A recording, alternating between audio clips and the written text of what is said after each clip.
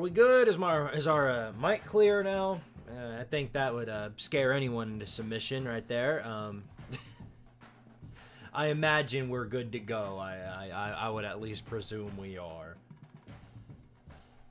Let me go ahead and transition here.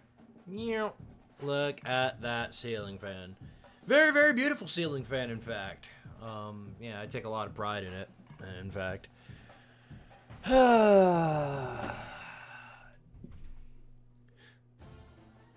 The hell was that? I think somebody fell in the shower. Better go check on that real quick.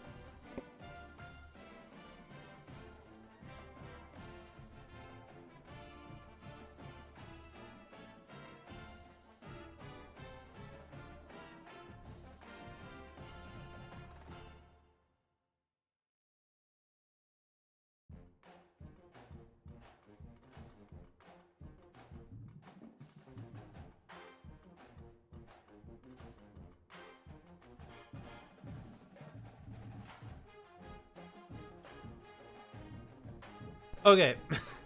Shampoo bottle gave off the suggestion that somebody had fell. I had to make sure that everybody was all right. Okay. Hey, everybody. This is a just your average Saturday night college football stream. Just gives the time for people to come on here, give their thoughts on the college football season upcoming. As we're less than a month now. Less than a month until the official start of college football. It's been a crazy offseason. A lot of crazy events have happened. Still happening in the making, in fact. But as you guys know, the only constant in college football is chaos. And we have plenty of that going around for everybody.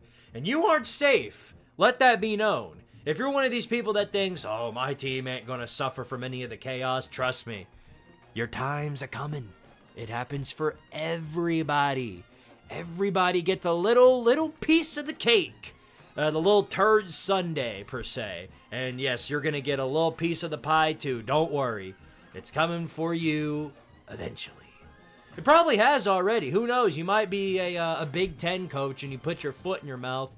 Like this guy, Indiana's coach, Kirk Cignetti, talking about SEC schedules. And we want to be like the SEC and schedule a bunch of FCS teams. Well, good.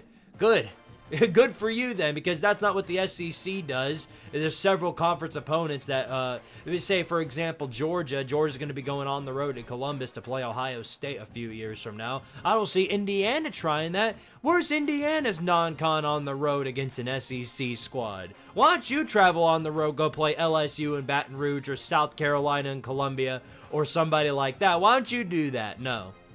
You guys are pansy asses. You had one good year. That last year was your very best year. The best year you had in program history is a year where you got absolutely banished off the face of the earth by touchdown Jesus. I don't give a damn about what you got to say, Kirk Cignetti. This is the same guy that ran on College Game Day talking about, we beat the shit out of top 25 teams, and he beat a total of 0 top 25 teams. This guy, Kirk Cignetti, somebody's got to get the mic straight out of his mouth because this guy doesn't know what he's talking about.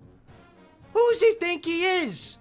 Absolutely crazy. I'm not a defender of the SEC. I've been on here clowning the SEC multiple years in a row. I'm going to continue to clown the SEC, especially when you got people like Lane Kiffin getting up and doing the different leagues comment. In fact, I've got a whole video on the way this week talking about how the SEC is a bunch of morons. So trust me, I'm not this avid defender of the SEC. I'm not a nut rider of the conference. But I also think it's incredibly stupid for somebody to come out and say lies, especially when it contradicts your own program. Ay, ay, ay.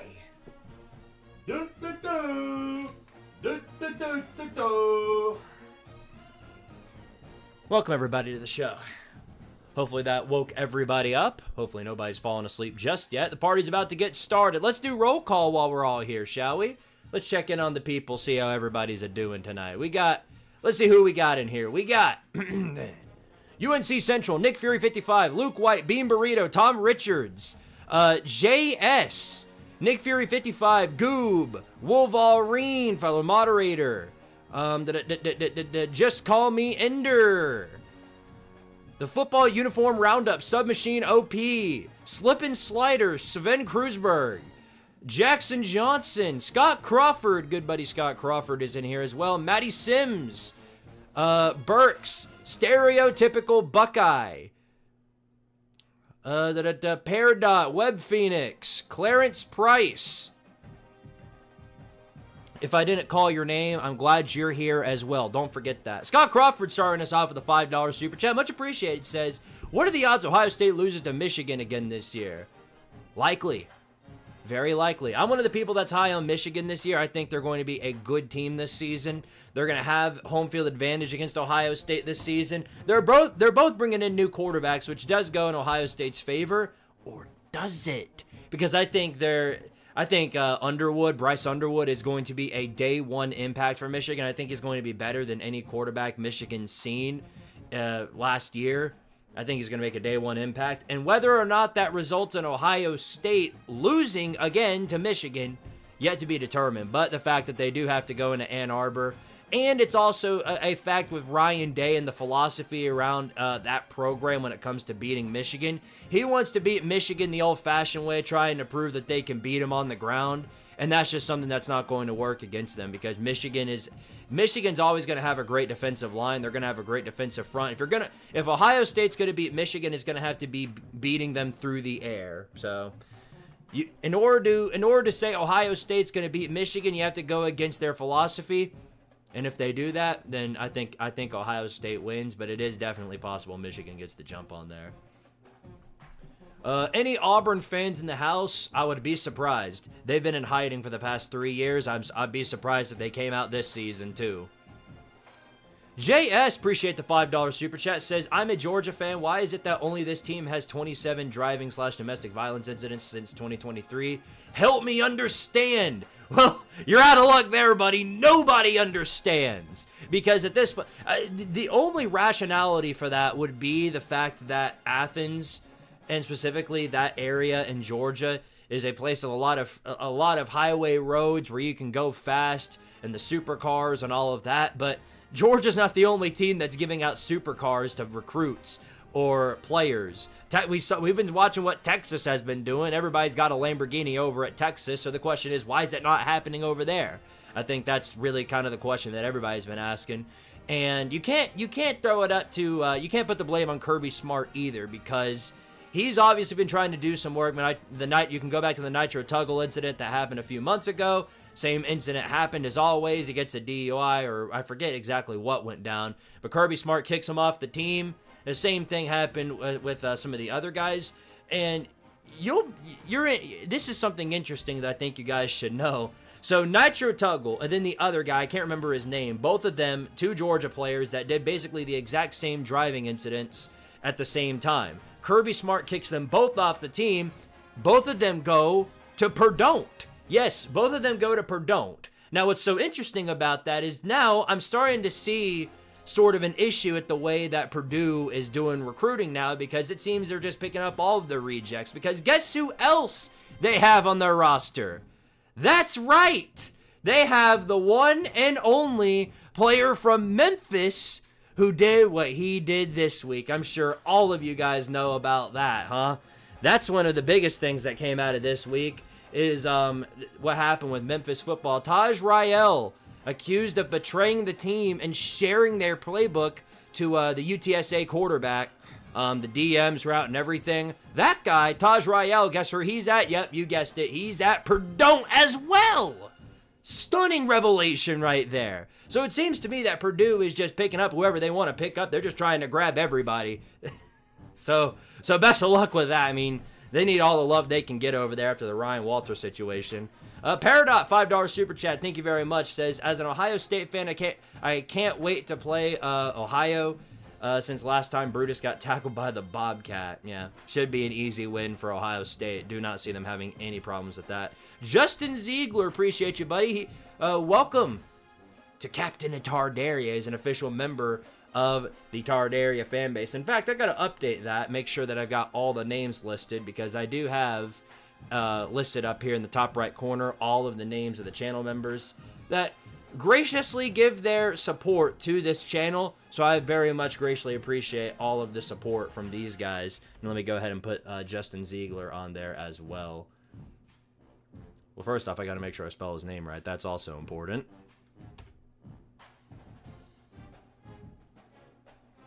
Yeah, Barry Odom has a track record of just picking up some of the rejects and criminals. Like he's trying to build the next Florida over there. Building the next Florida, but without all the titles. All right, well, I'm going to double check, make sure that I've got all the names listed down. But we got 53 people in here. I greatly appreciate all of you guys' support. And look, it's been a hell of an off-season for me. Really, it's been a hell of an off-season because we are... My channel goal, I've talked about this multiple times, but my goal before we get to the first week of the season, so the 24th, I think the 24th of August, when the season starts, 25,000 subscribers.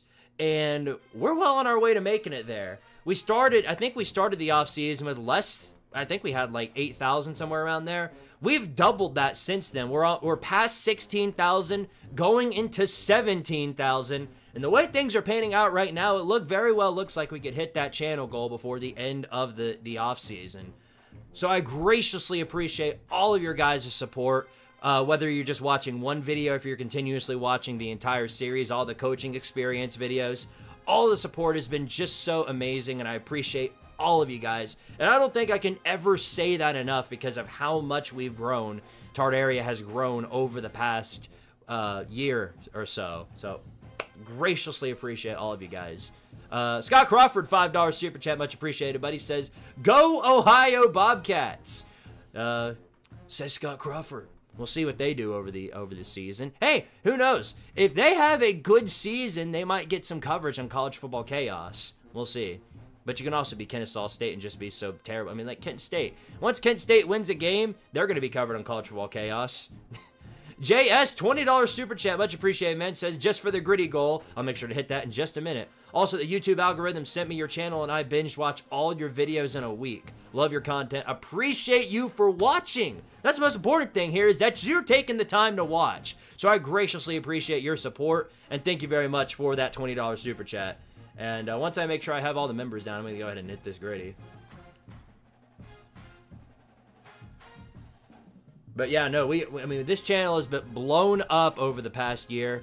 And it is absolutely crazy. Just all the support that I've gotten from you guys, support from the other content creators, everything else. I mean, you guys are absolutely awesome people. And what I'm really looking forward to is enjoying every single week with you guys, because we are planning to go live every single Saturday like this. But of course, we're going to be once the season starts, it's going to be us actually watching and reacting to games.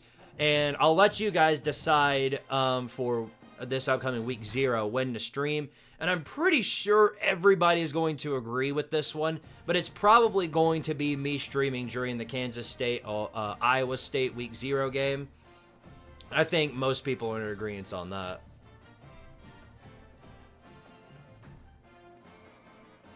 It's about the only great game that's going on. I mean, UNLV and Kansas are also playing. And UNLV, the two of them played last year too. And UNLV knocked off Kansas at home. So that's going to be an interesting one, I think. But I don't think there's nearly as much hype around that game as there is for the Big 12 Chaos matchup. Because Kansas State and Iowa State are two teams that are sort of lingering on the top right now of the Big 12. A lot of people picking at least one of those teams to win it, if not Texas Tech. Because right now, it's Tech's conference to lose because of how many transfers they got, how well-rounded their team is. It's their conference to lose, which, knowing Joey McGuire and knowing Texas Tech, they're probably going to find a way to screw it up and shit the bed. Probably. I'd bank on it, personally, because I haven't seen a scenario where Texas Tech hasn't come out and disappointed me. I mean, we all remember what happened last time. Just saying, back in 2023, a lot of hype around Texas Tech then, too. I picked them to win like 11 games that year, and they wound up losing to friggin' Wyoming, so we're going to see how that pans out. I'm looking forward to it. All right. I've lost track. Let me make sure I've got this down. We're almost to 50, so I'll just keep the gritty counter the same. All right, let me hit this real quick. This is incredible. Ooh, ooh, ooh. I've got this part down. I gritty better than anybody gritties. They're gonna have to put me in the game. Just kidding. Don't actually put me in the game. This is already bad enough. Obates 2002, appreciate the $5 super chat, says, would you make a video about the Chad Morris experience? Yeah, I would not mind doing that. I've gotten so many suggestions for coaches in the past, week. I've had to start writing them down. There's so many coaches that I still have yet to do. And I don't even think I've done all the ones from last year's firings. That's the problem, is that I'm trying to get through all of those first before I get to anything else. But the problem is now, I'm pretty much out of time. I don't have the time anymore. We're a month away from the season, and the next video, I've got the SEC video to finish up, which I am deeply in progress in. I was not able to get it finished this week, which is why I made the BYU video. I wanted you guys to have at least a little bit of content to feed off of before I make that SEC video. But I am in the editing process. There's still a lot I have to do, but I'm going to get a lot of it done tomorrow, and Monday should be out sometime during the middle of the week. And then, after that, is my Before the Chaos series. And in case you don't know what that is, it's just going to be basically me giving preview and prediction on all the power teams. And I'm probably going to start out with the Big Ten, so I'm going to go through every single Big Ten team, but rather than me, dogging on their history like I did in the past video, rather this time, I'm going to go through their current team, tell you who's there, tell you what they're doing, tell you how good they're going to be, and then give my prediction. That's how that'll pan out. So, yeah. Cover your ears, Maryland fans, is all I can say to that. Scott Crawford, appreciate the $5 super chat, says, hey, Squid, I would have been a member, but my phone doesn't have that option. Well, that's really weird. I don't understand why that is, but at this point, you basically are a member because you sent so many super chats in the streams, and I love you for that, buddy.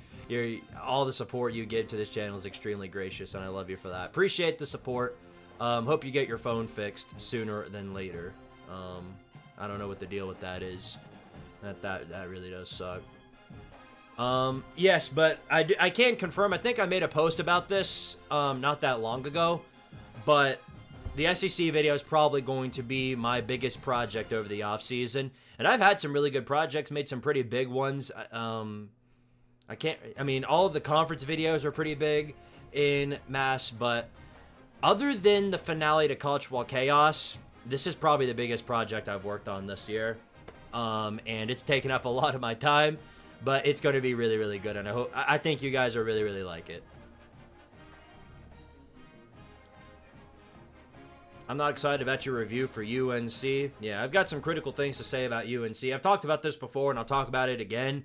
There's so many different things about the UNC thing that I could speak of, and at this point, it feels like low-hanging fruit to just be like, man, they got the Bill Belichick and Jordan husband. I mean, at this point, she is the husband to the wife, but point still stands. It feels like low-hanging fruit to go after that situation, but if North Carolina wounds up not fulfilling up to at least expectations, if they wound up losing a bunch of games at the start of the year, they're sitting there at 2-5 or something like that, all that outside noise about stuff like that, all the outside distractions, the noise is going to become a whole lot louder, and it could wound up with him losing his job prematurely. So we're gonna keep a close eye on that one, because it's a lot like Deion Sanders when he first got to Colorado. Either he's going to be a complete joke, or he's going to be the best coach anybody's ever seen. That's all. I mean, it's two completely lingering sides of the fan base right there.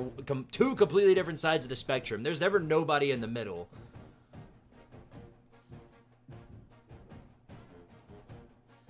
No, you can become a channel member through your phone. I've done that before. It might just be an issue with the phone, maybe, or you just need to update the software. I have no idea, but I've been able to do it through my phone. Bama gonna lose to Bama because they suck balls, go Sparty. Bama gonna lose to Bama because they suck balls. What an incredible comment right there. I could beat Squid in arm wrestling. Yeah, a coughing baby could beat me in arm wrestling. What? Wait, come on now. Are you planning to do in a week-by-week College Football Chaos? Yes, of course. That College Football Chaos is coming back. It's going to be a yearly occurrence now. That's in the books. Now I will say, so this PC, this bad mamma jamma right here, you guys can't look at it, but it is having the best way I can say it is that it's been having a few lingering issues as of late. So, for example, last night while I was in the middle of one of my editing sessions, thankfully everything's saved, but when I was in the middle of that, the PC suddenly just turned off. And I'm not talking about like it just went through like a reboot or anything like that. Everything just went black. It just went completely dark on me. And I don't know why it did that, but 5 seconds later it rebooted on its own. And then everything's been fine since. So I don't know what that's about. I've heard that it could be one of the issues with the fans. I've also heard that it's like a big time hardware issue. And if that is happen and my PC gets bricked, that'll be a problem. Very, very big problem. So in the case of that happening, I do have some contingency plans in motion. But again, we'll cross that bridge when we get to it. So right now, everything's fine, knock on wood, but in case anything like that does happen, you know, we'll figure out something. I just want to let you guys be aware of that, so if something does happen, you know, I'll have that to tell you guys. Because that's the first thing anybody asks, especially after a Tennessee loss. Lord forbid Tennessee loses a game and I'm not live to take my crow. If I'm not there in the first 5 seconds giving my thoughts on that and the Tennessee loss, oh, Squidtard disappeared! Squidtard don't disappear from the internet! That's exactly what happened after the Georgia game. It took me about 30 minutes to get that No, it took me a few hours to get that post-game video uploaded because I was at the game and I had to get all the way home to where there was service, or I had to get all the way to my friend Evil Twin's house. Squidtard's Evil Twin, shout out to him. Yeah, I had to get all the way over to his house where he was staying at so I could make my video. But that took like 2 hours for me to get back home because of all the traffic and everything. The friggin' Georgia fans all across the internet coming into the comment section of one of my shorts saying, yep, he don't disappear from the internet. So, yeah. If something does come up, I'll be sure to make you guys well aware. Viper Technician, appreciate you, buddy. He's become a soldier of Tardaria. Welcome to the channel membership. Let me go ahead and write your name down here up on the board of gracious individuals who have become members of the Squidtard community. And this does help you guys.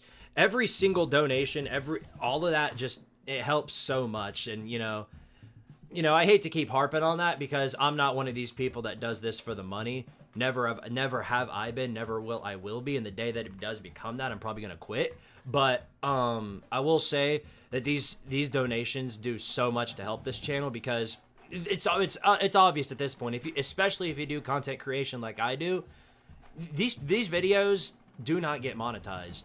All the football videos that I make, none of them get monetized unless I'm really, really lucky, or if I'm making a basketball video or something like that, because it's all copyrighted content and it's you get the idea. So it's, you know, XOS Digital Sports, Catapult Sports, they always copyright that, and so I don't make any money off of it directly. Now I am in the works for getting a sponsorship, so that should definitely help. But point being is that all the people who send donations or join as a member, I'm so thankful for you guys, and I can't explain in words how thankful I am for that, because that really does go a long way. Squid, are you planning to do an injury section for College Football Chaos? Not right now, not this season at least, because there's so much going on. Because this is my final semester of college, and then after that I'll finally graduate. There just isn't enough time for me to do that section, or do the section the way that I want to, other than saying, here's all the people that got injured this week, and then it's just like Sesame Street style credits, and I don't feel like doing that. That would be mean. So. JS with the $10 super chat, much appreciated. Says, to the new computer fund, just in case the current one shits the bed. I appreciate it, buddy. Yeah, and I've had this one ever since I started doing YouTube, or at least, let's see. My first YouTube video was all the way back in 2016 at the end of the season, and then I got this bad boy at some point in 2019. So it was a couple of years afterwards, because way before I got this, I used to make all of my videos directly on a laptop. And it had an i7, core, so it was able to run like Adobe Premiere and stuff like that fine. But I used it so much that I think I wore down the hardware pretty fast, and then eventually it just bricked and it just completely died off. And unfortunately, I was not able to recover any of the files. So when I got this bad boy back in 2019, I had to rebuild everything from scratch. But yeah, it's done me a lot of good work. And I've added some upgrades to it ever since, more RAM, more stuff like that. But even I can tell, with how long I've had it, that at some point it'll probably need an upgrade or two, maybe a remodel. We'll see. We'll see. I'm in no position right now to even think about that, so we'll see how it goes. See, when it comes to technological upgrades, because there are a lot I have in mind. One thing is, I got this chair last year, okay? I got this new chair last year. I was working on, your standard rolly chair, but that one sucked, so I upgraded and got a new one. The fabric on this one is already, you can't see it, you can hardly see it, but it's already coming apart a little bit. So eventually I'm going to have to work that out. But back to what I was saying, I want a new webcam. That's my, when I'm looking for a new upgrade, I'm either thinking about a new pair of headphones or a new webcam.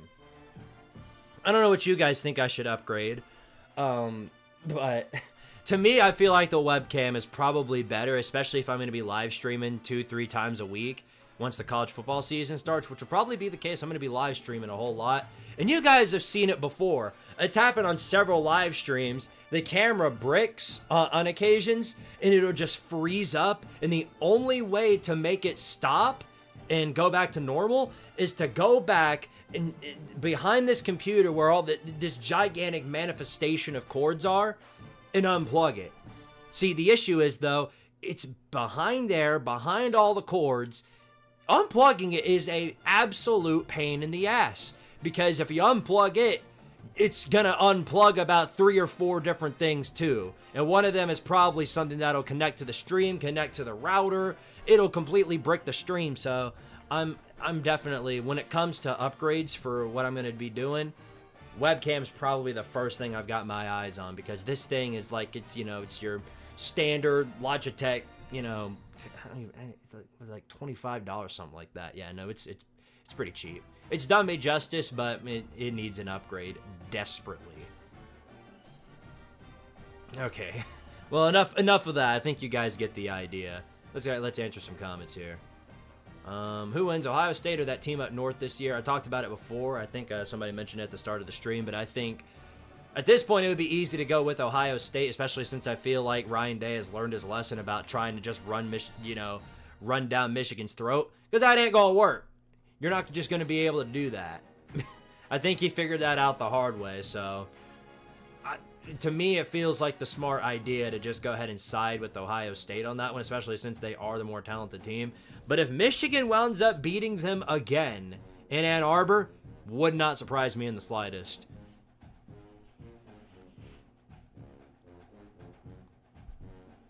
Why is LSU considered as part of the hell's going on out there? Why is LSU considered as part of the SEC teams again? They're going to lose to Clemson and get memed on again. I've been saying the same thing.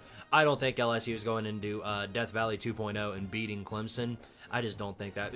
First of all, I think Clemson is by far the best ACC team.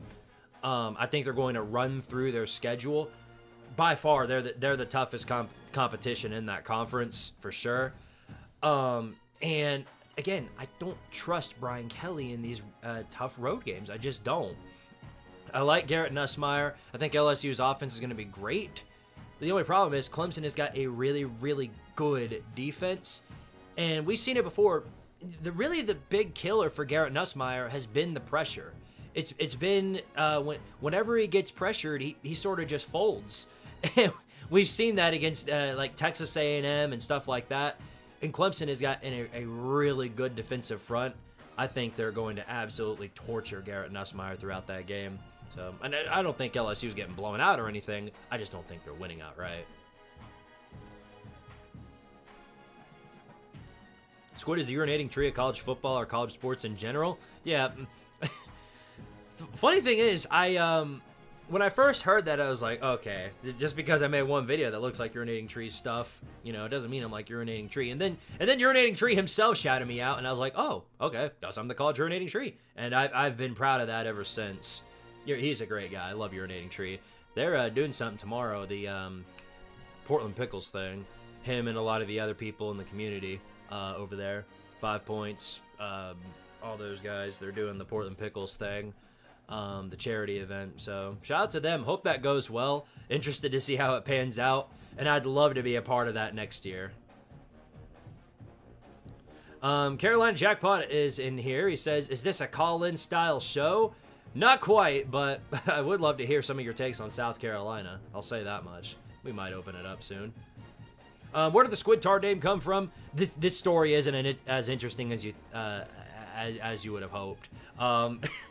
Back in freshman year of high school, me and one of my good buddies, I was over at his house, and it's funny because I made a video about the old angry German kid meme, stuff like that, and I posted it on a channel called Memers Ultimate or something like that. It's something like, your standard whatever channel. It was my first ever video that I made because I wanted to get into content creation, and he was actually the one who had Adobe Premiere on there, and it was my first experience of doing it. I made that video, uploaded it on a channel called Memers Ultimate, and then I lost the account username, as you would expect. I didn't remember what the passcode was, so instead of trying to figure that out and get it back, I was just like, we just need to make a new channel. Then he was like, okay, what are we gonna name it? And we just sat there for a minute, like, I don't know. Then he was like, what do we call it? Squidtard. It's like, Squidtard? Why Squidtard? He's like, I don't know. So I was like, all right, that works. So we created the channel Squidtard. Then a year, I think it was not even a year, a couple of months later, we made the channel mascot, which was the Orange Man, and then you just put a red hat on him, and then you guys have seen it before. If you've been around here for a minute, then you know. The old cool and good hat. Yes. And this is basically a channel motto at this point, the cool and good hat. But yeah, that's the basic gist of how Squidtard came to be. And then once I started doing college football content and meme content at the same time, I was like, I need to split this up. I need to split it up into 2 different channels. So I split it up between Squidtard and Squidtard Sports. And I used to switch between the two. Squidtard is my main, and then Squidtard Sports whenever I talk about college football and Tennessee football.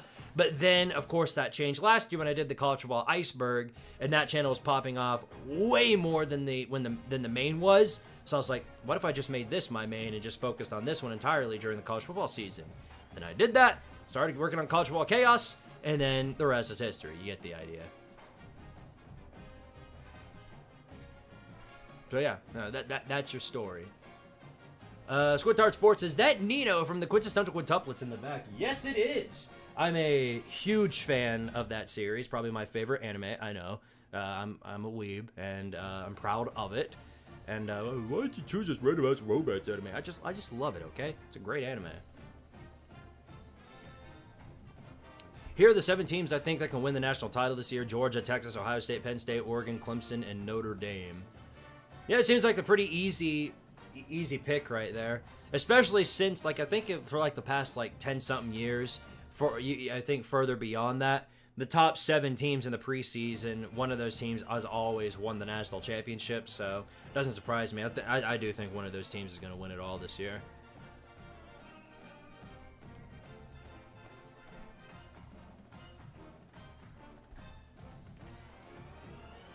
I don't know about Oregon though. Dante Moore's a freshman. I'm not buying Oregon. I think they'll be great this year because they have a lot of talent around them, but I just don't think they have enough. Dante Moore is probably not going to adjust well, especially since I think it's Tez Johnson that they're potentially losing for the entire season. And that's obviously their biggest piece on offense right there. Losing him is a detrimental loss for Oregon's offense. I think they'll be fine in some of those, lower tier Big Ten games, but I don't think they're going to. Hell, they may not make the playoffs this year. I think they've got an easy enough schedule to where I think they can still push in there. Sort of. I think they'll be like a team that goes on the road to play in the first round, something like that. Not gonna lie, I doubt Sellers and Haynes King will stay healthy through the season since they'll have more responsibility this season. Sellers, I agree, because South Carolina, they're going to be.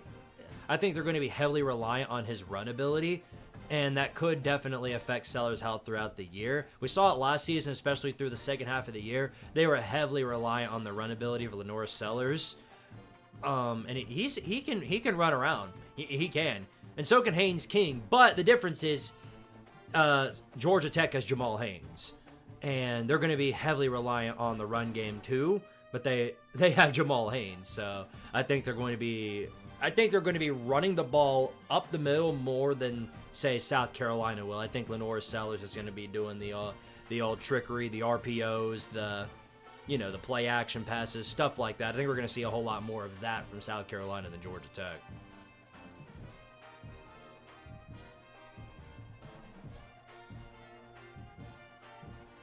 Nico, I'm about to pay higher taxes. Yeah, shout out to Nico, by the way, in those interviews. I've been waiting to hear what kind of excuse he's gonna say about leaving Tennessee, and it's exactly as I expected. He wanted to be closer to family. He loves his family. That's what matters to him. He didn't care at all about the money. That's why his dad was sitting in there in the pictures flexing millions of dollars in his hand. Didn't care about the money at all, you guys. We totally believe that. Does he think the general consensus of college football fans are just that stupid? Does he really believe that?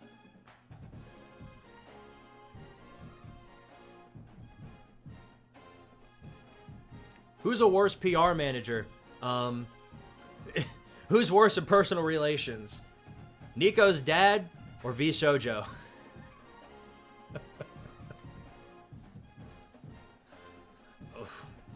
That's tough. Liberty losing to Oregon hard in the Fiesta will never not be funny. May that diploma will go defunct. Oh yeah, Liberty got destroyed.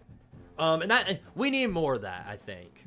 Not talking about the blowouts necessarily, but more group of 5 teams, especially at the top, facing some of the higher power teams. Because you had people running around that week talking about how Liberty would beat some of these playoff teams. Liberty would put the ass whooping on Michigan, and then they go out and just get absolutely decimated by Oregon. It's the same thing people did. They do this every single year. Same thing people did with Army. Army would go into playoffs and they'd be able to beat SMU or Tennessee. No, they wouldn't. No. Stop that.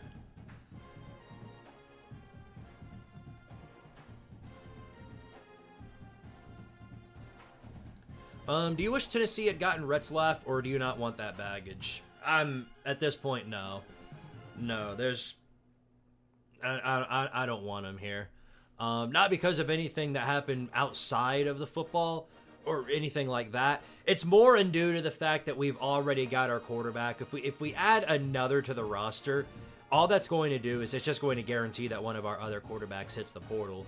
And it's going to create some animosity with the QB room. It's probably going to result in both Merklinger and McIntyre hitting the portal. And then we'd have to find another transfer quarterback to find over the next offseason. So at this point, I'm fine with just keeping Aguilar. I don't even know if he's going to start. It might be McIntyre or somebody else that gets the start. We have no idea. I'd imagine it's going to be Aguilar, but point stands. I don't want any of the extra baggage.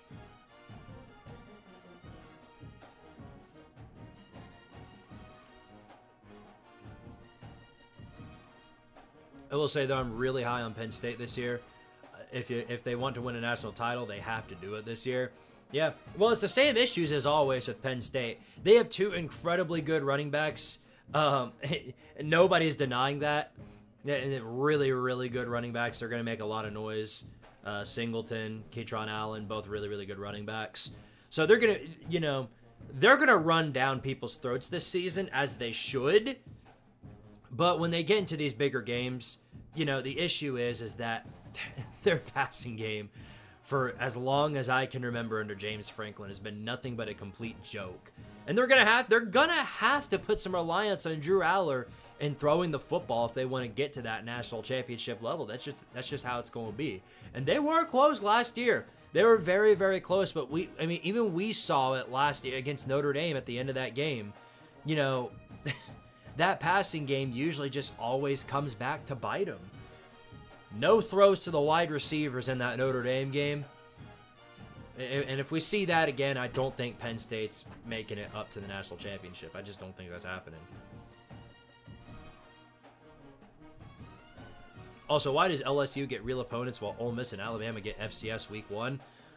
I don't know. I mean, doesn't LSU play like an FCS team week 2 or 3? Because that's where they always schedule their FCS. Here's the thing that does piss me off, though, and I think a lot of people are going to agree with this. And this is the main reason why people want the SEC to go to 9 games or 9 conference games, is because you've got shitheads doing these schedules who are scheduling Alabama, Ole Miss, all the other SEC teams to play, even Tennessee. All of the SEC teams having FCS or Group of 5 games in November is so stupid. I hate it. There should be nobody, not a single team in the Power 5 that should be playing against FCS teams or G5 teams in November. It shouldn't be that way. It's a shame it is. It's incredibly stupid, but because it gives people advantages, especially the SEC, because that's the main culprit, and I hate it. I hate it a lot. So I'm in support of the SEC going to 9 games. Conference games, I mean. Scott Crawford, appreciate the $20 super chat, buddy. Thank you for being so supportive of the channel. My phone's being stupid still. Sorry to hear that. We lost to Georgia State. To Georgia State.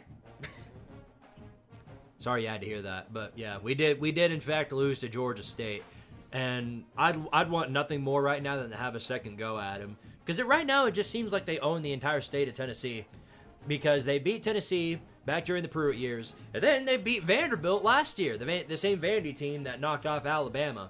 So maybe Georgia State's just better than the entire SEC. I mean, Northern Illinois is.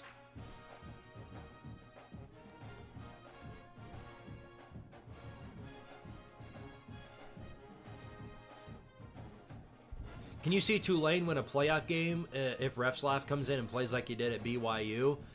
I don't think they have the talent around them to win a playoff game, but I could definitely see a scenario with how their schedule lines up where they wound up getting in the playoffs. It definitely, that move right there certainly put a whole lot more stock into Tulane. And when it comes to the trade between them and BYU, they're definitely the winners, because I think BYU, they're going to be missing Retzlaff past like week 4. Favorite Tennessee player ever? Josh Dobbs. Always been an avid Josh Dobbs fan. Great guy.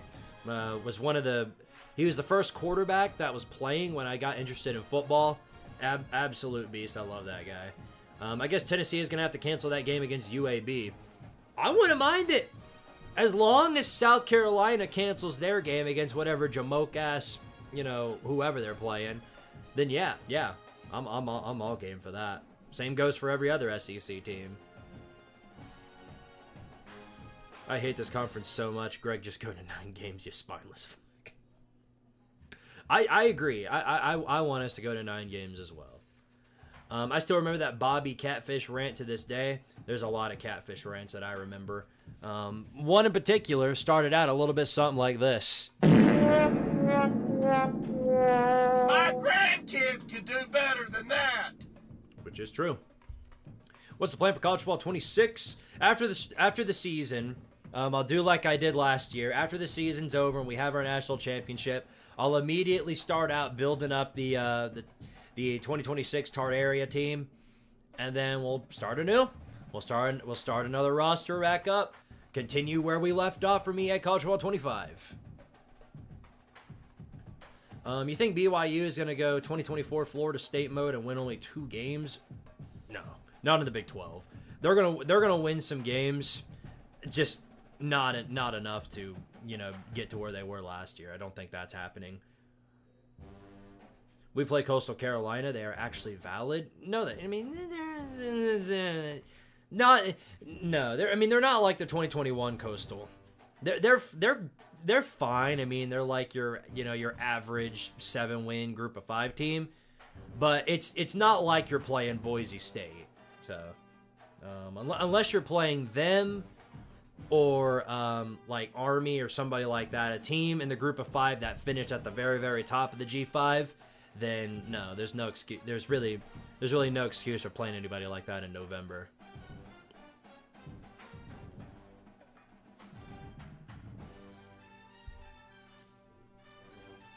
I want to see 9 games too. If the SEC is the best, why not put the best on showcase? Don't hide it from people. That's what I'm saying.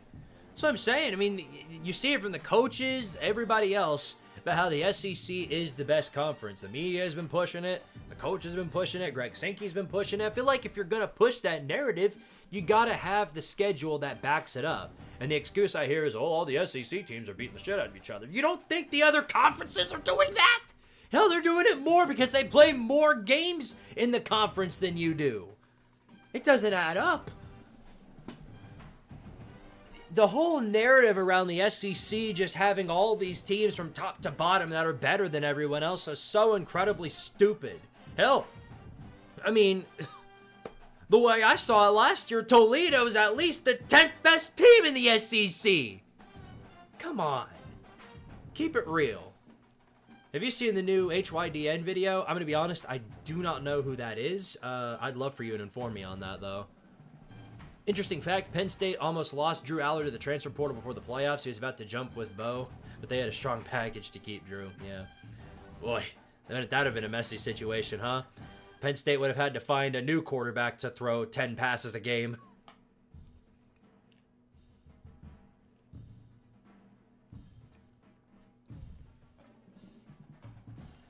The SEC will definitely move to 9 games and North Carolina joins. Are we just all under the belief that North Carolina is joining the conference?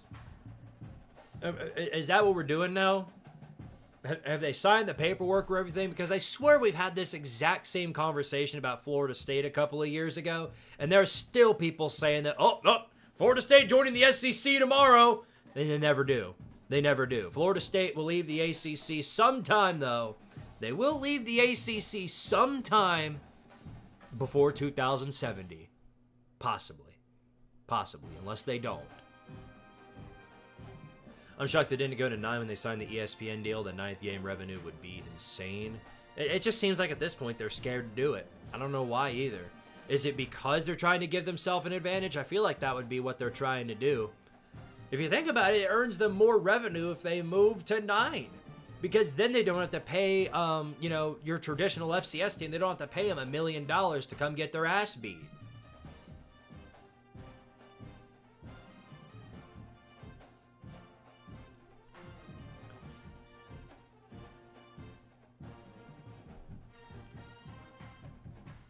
Of course, every time I see you on stream, you got damn Chick-fil-A. Not my fault, these milkshakes are delicious, man. It is a sports YouTuber in the style of Secret Base or John Boyce. He's done some college football videos, but the new one is a choose-your-own-adventure with the Sacramento Kings. Ooh, yeah, I'll check him out. Sounds like a fun video. See, I gotta catch up on my college football stuff. So I gotta check out some of these other videos that a lot of these college football makers are doing. Sometimes... Because here's the thing, like... Whenever I have the free time for it, I don't even really watch all that many college football videos. I really don't. If I'm watching college football videos, they're videos specifically meant for my own videos. Now I do, of course, dabble in some of Red's content because obviously Red's super funny and I love his videos, and we do a similar style. So obviously, I'm naturally drawn to his stuff. There's some other content creators I watch. Of course, obviously, I watch Urinating Tree, 5 Points, Aka Scarlet, some of the other YouTubers in that space. Well, Scooter, too. Scooter. And, of course, SEC Shorts. Can't forget about SEC Shorts. This is a Chick-fil-A night. Yeah, Squidtard Malzahn. I wonder how many times the CW will appear on this year's College Football Chaos. Anytime we talk about the ACC, probably. The next time Wake Forest goes up against Syracuse or something like that.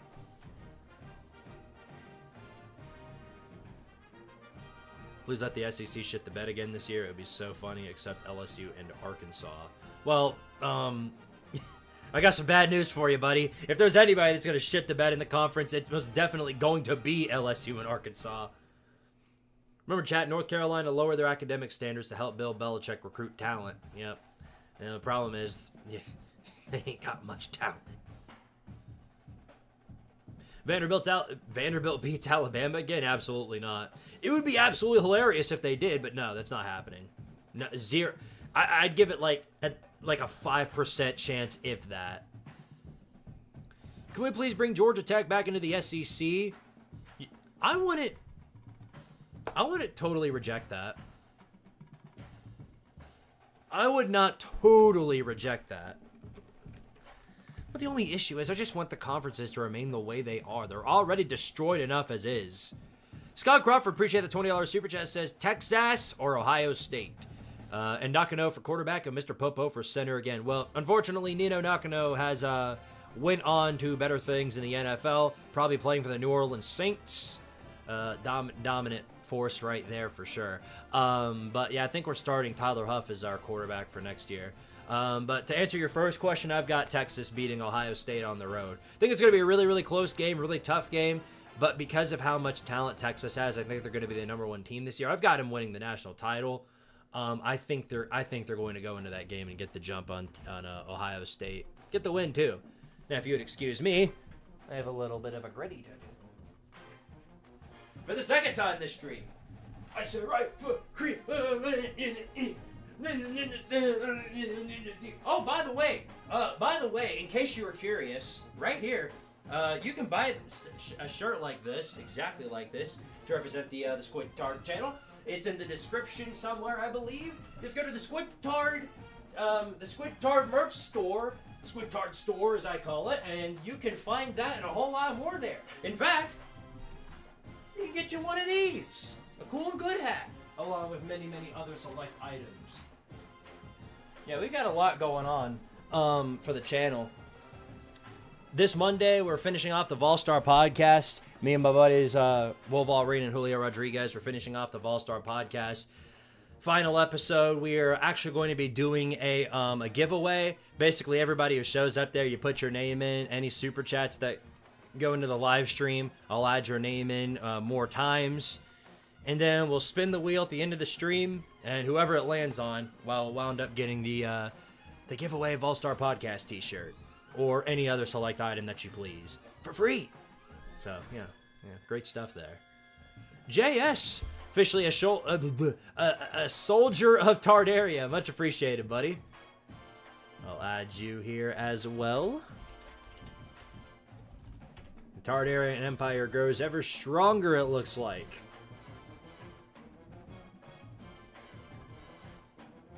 Great stuff, you guys. Much appreciated.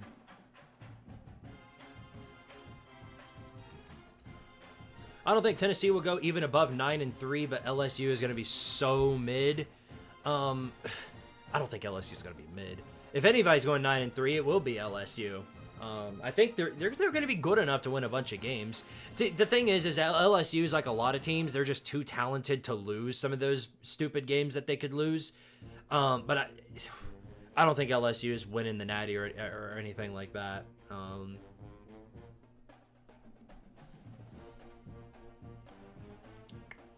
That's good. That's good stuff. But anyway, yeah, LSU is, again, as long as BK is there, I know I keep harping on Burger King, but I just don't trust him. We keep talking about, yeah, but we're sitting here again talking about the same things.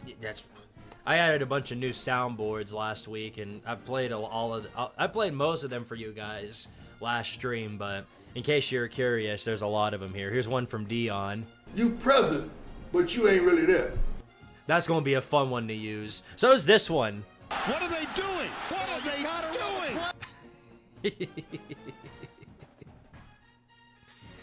This one will be rare, but I'll use it on occasion. Auburn's gonna win the football game! Yeah, they don't win many games, but in the times they do, yeah, there you go. You also have stuff like this. Roll that one! Fuck you! Here's one for the Georgia Bulldogs. Mishka, Muska, Mickey Mouse. Here's one for the these people. We're back! This one needs no explanation. I'm a man. I'm 40.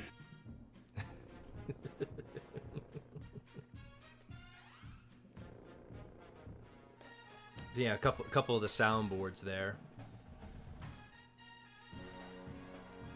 Oh, and there's another one. Somebody told me to add this one, and I made sure to do it before this stream. It's it's a famous quote from everybody's favorite West Virginia man, Neil Brown. Let's roll every day. Let's roll every day. It's literally like it's Russell Wilson all over again. Let's roll every day. I wonder who's going to be in the different leagues part.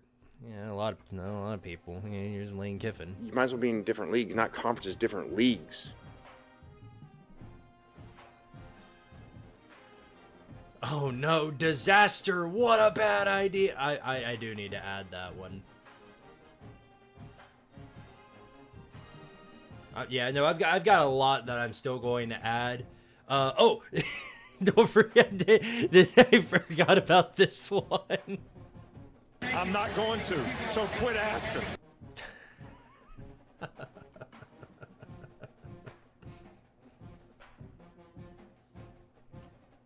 I'm not going to, so quit asking.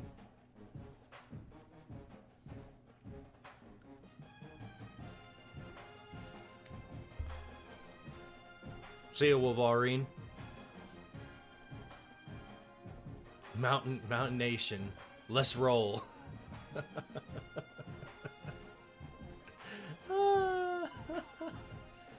I think the ACC will be better than people think. Clemson, Miami, Pitt, SMU, Georgia Tech. Yeah.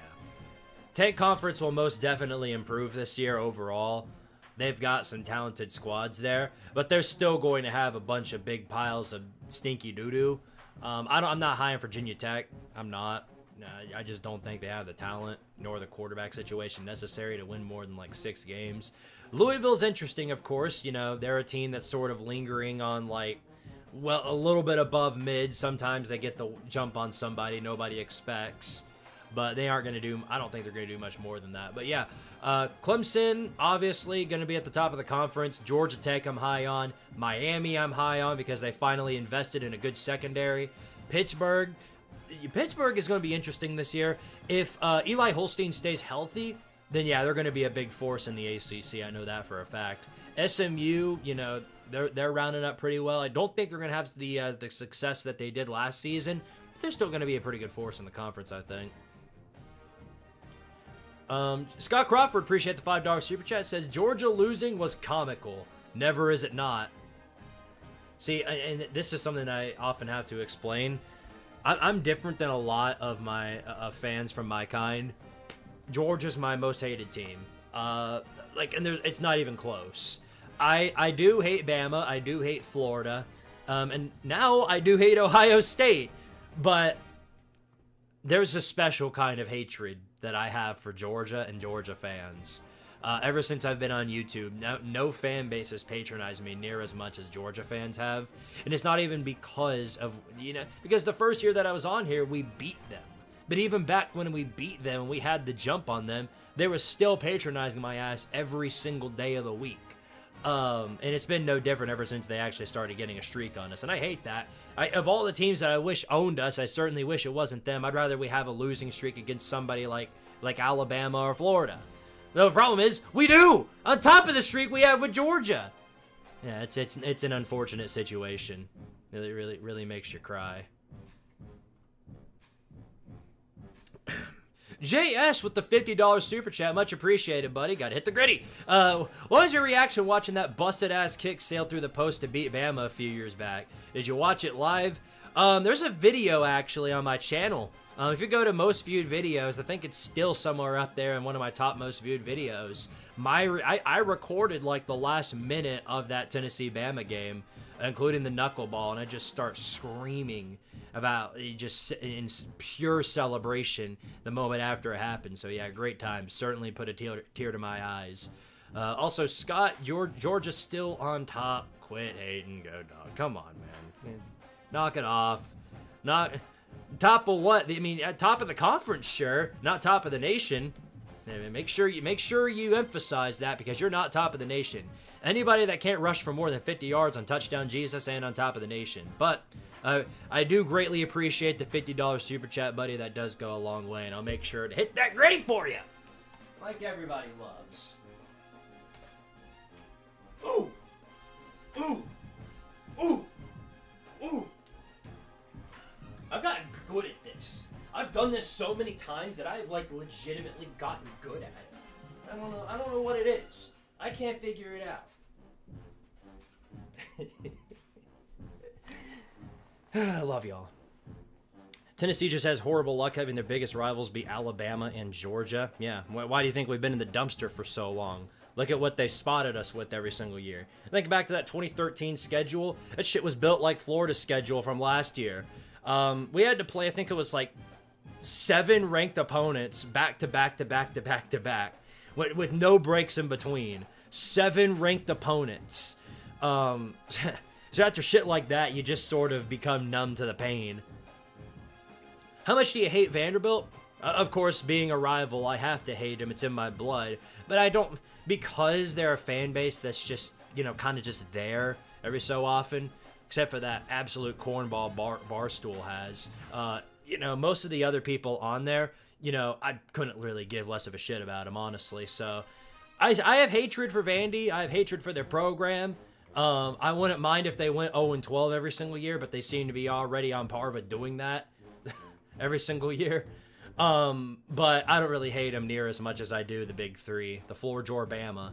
Scott Crawford, $50 super chat, another gritty incoming. Screw Georgia. All you Georgia fans got humbled by Notre Dame. Dream on, JS. Georgia will never recover. Mishka, Mooska, Mickey Mouse. Oh boy, yeah, that's totally gonna come back to bite me in the ass. I already know that for a fact. Watch. Georgia's actually gonna be back this year. Watch like Gunnar Stockton like be better than friggin' Stetson Bennett, and he just comes out and friggin' just wins the national championship. I would probably cry. Like I would probably cry. That sound. Look, the 22 and 23 off season was hell on earth, because that every single video I had was that all over again. So yeah, let that not be the case. Yeah, no, Tennessee did. We played Oregon in 2013 too, back when they were known as like the fastest team ever. Yeah, no, we really Tennessee. Funny thing is that 2013 Tennessee was probably like a top 25 team. The only issue is that we were playing top 15, top 10 teams every single week, so we were just getting ass blasted from the start.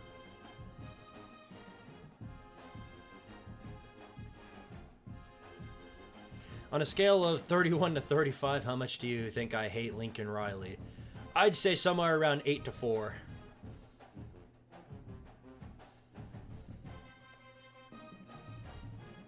I'll be wearing my signed Stetson Bennett jersey all season.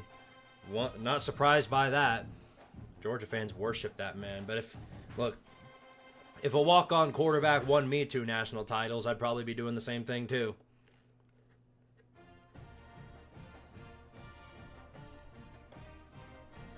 Don't listen to the Georgia fans. Most haters quit before they reach peak hatred. Keep hating. Hate like you never hated before. You should have seen me during that Notre Dame stream.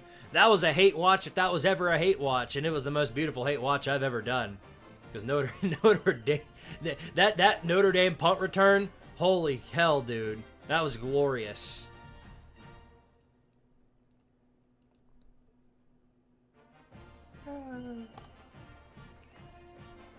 I do think Georgia's schedule is easier this year than it was last year, which really isn't saying much because Georgia's schedule last year was absolutely monstrous. But it's going to be tough again this year. I'm just wondering who's going to finally knock them down in Athens, because they got to play. It's going to be one of the 3 or maybe more than that between Ole Miss, Texas, and Georgia, Bama. My bad. Just do the 2019 strat and 2019 LSU strat and win every game.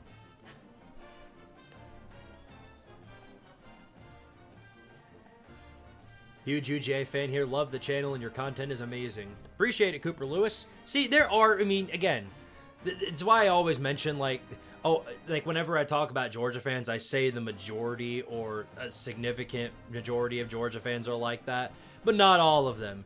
A lot of the ones here are really, really good people, really fun people. We give each other shit. We always give each other shit. I mean, that's just how it do be.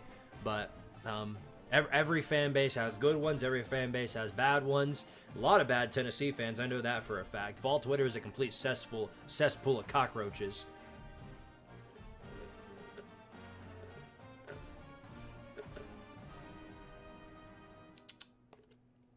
How good are the condoms of the South going to be this year? Better than last year, I think, because of how good they've recruited. I don't know if it'll make a day one impact. I doubt it will, but they've got a team that I think is built to win somewhere around, you know, somewhere around like 8 games. And considering that they only won 7 last season, yeah, I'd consider that a huge step in the right direction. JS with the $100 super chat, another gritty incoming. It says, new PC fund. Also, Scott, go Dogs. And I wouldn't say that, but that's a $100 super chat. So I'm more than happy to say, go Dogs! Miska, Mooska, Mickey Mouse. Woo! Woo! Woo! Woo!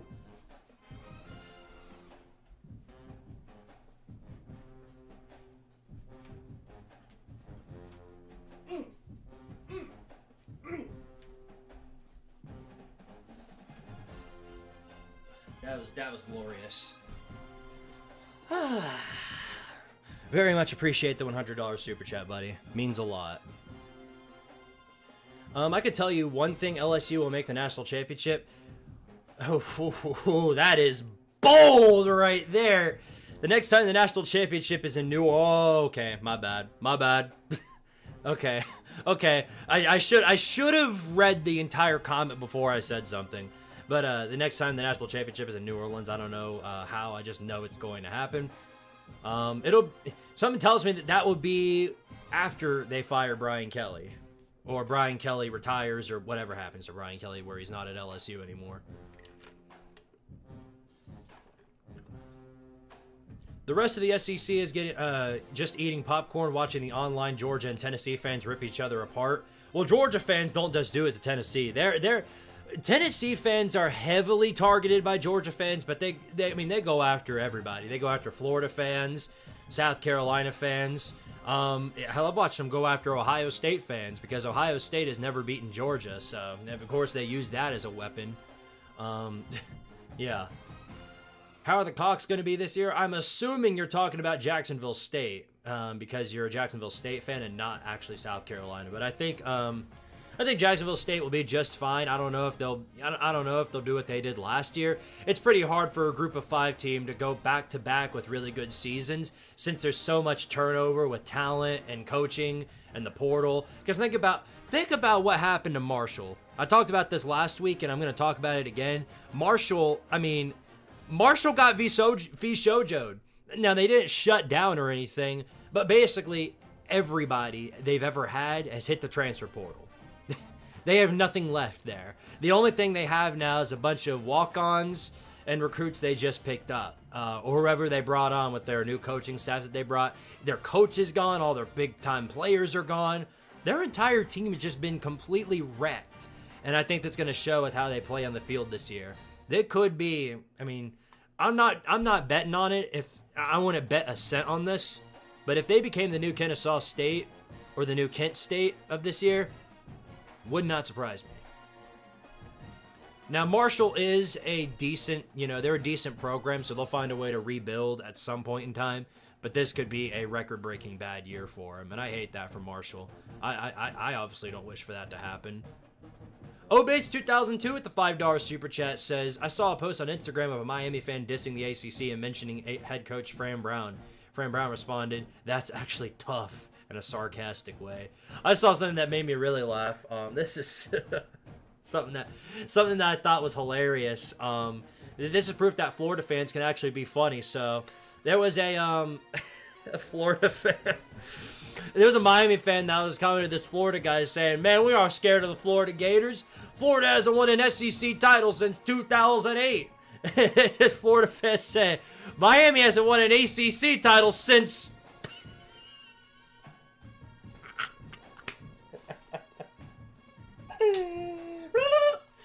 I thought that was hilarious. Your everyday hell sample text. Hold on, let me. I want to read the whole. Your everyday hell night. Okay, your everyday hell night with the $5 super chat says, yeah, but I had to ask who could LSU get instead of Brian Kelly. Sark wasn't leaving Texas. I'm thinking about, let's see, the 2021 coaching search. I mean, you could have gotten. I think there was interest from LSU to get Billy Napier. There actually was. I think there was a push right there, but Florida got to him first. So imagine a scenario where Florida got Brian Kelly, Burger King, and LSU got Billy Napier. That would be interesting. That would be interesting. It would probably have ended up with me saying Brian Kelly. That's probably how that would have ended up. Scott Crawford, very generous $100 super chat. Thank you very much, buddy. Says, go Buckeyes. Georgia should have lost in 2020. Hell, a group of third graders could beat Georgia. I will not be outdone. Sounds like a challenge to me. Uh-oh. We've got a battle of the super chats here. Much appreciated. $100 super chat. Get back to the gritty, Squidtard. I said right foot creep. But yeah, no, I think there was push from LSU to get Napier, and I think they reached out to a couple of other guys, but nobody expected suddenly for BK to jump from Notre Dame to LSU.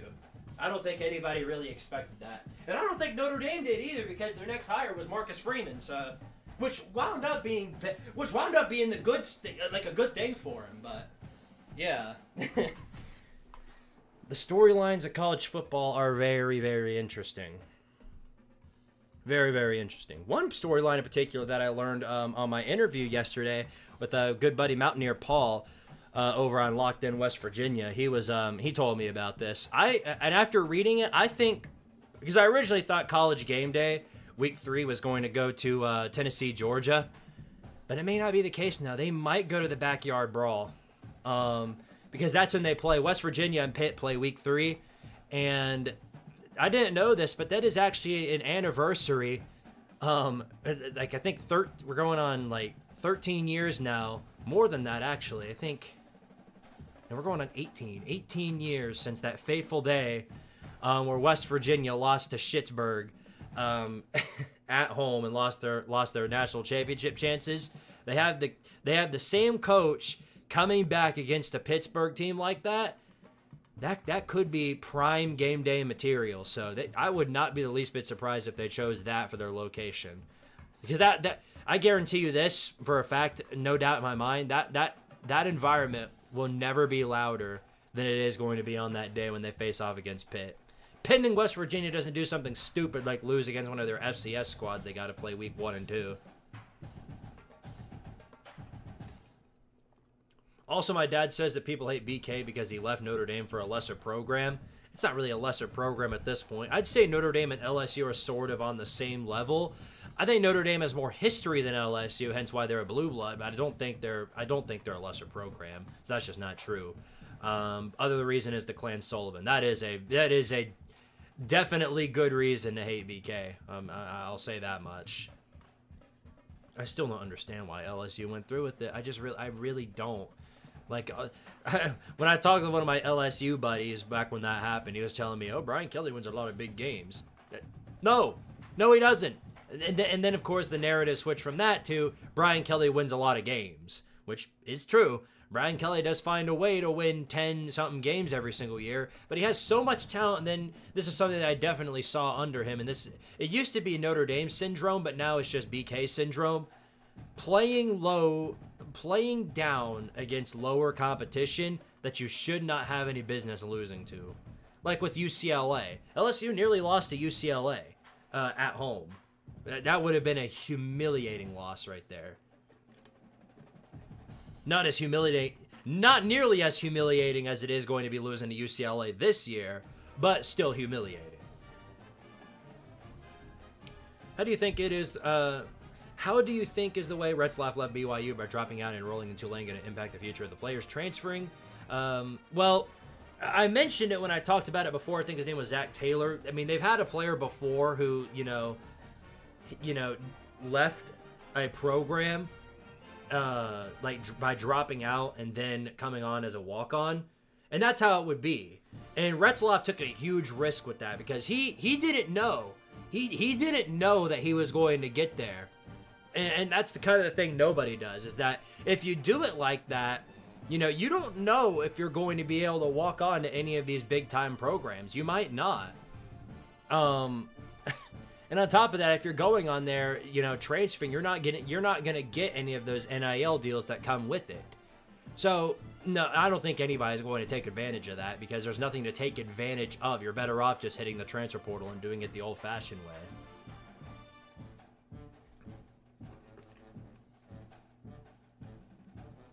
I just wish I wasn't this deep of an LSU fan. Why do we always have to have the heat on us at any time? Because your fans are absolutely insane. And 2019 spoiled y'all to the point that you think that you are a national contender every single year. And the problem is, you're not that far off. LSU has got more talent than most people in college football right now, including a whopping majority of the teams in the SEC. The problem is you have a bumbling moron as your head coach.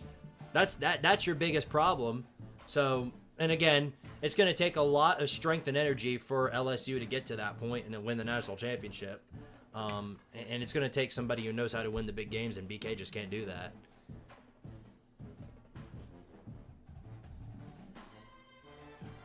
I wish me too. I wish UCLA played Tennessee this year as well. Nothing would have made me feel better about the Nico situation than make him regret it like that. It'd be like that environment would probably be worse than it was against 2021 Ole Miss when Lane Kiffin came back to Knoxville as head coach of Ole Miss. To me, I feel like that would have been way, way worse because it's fresh in our minds.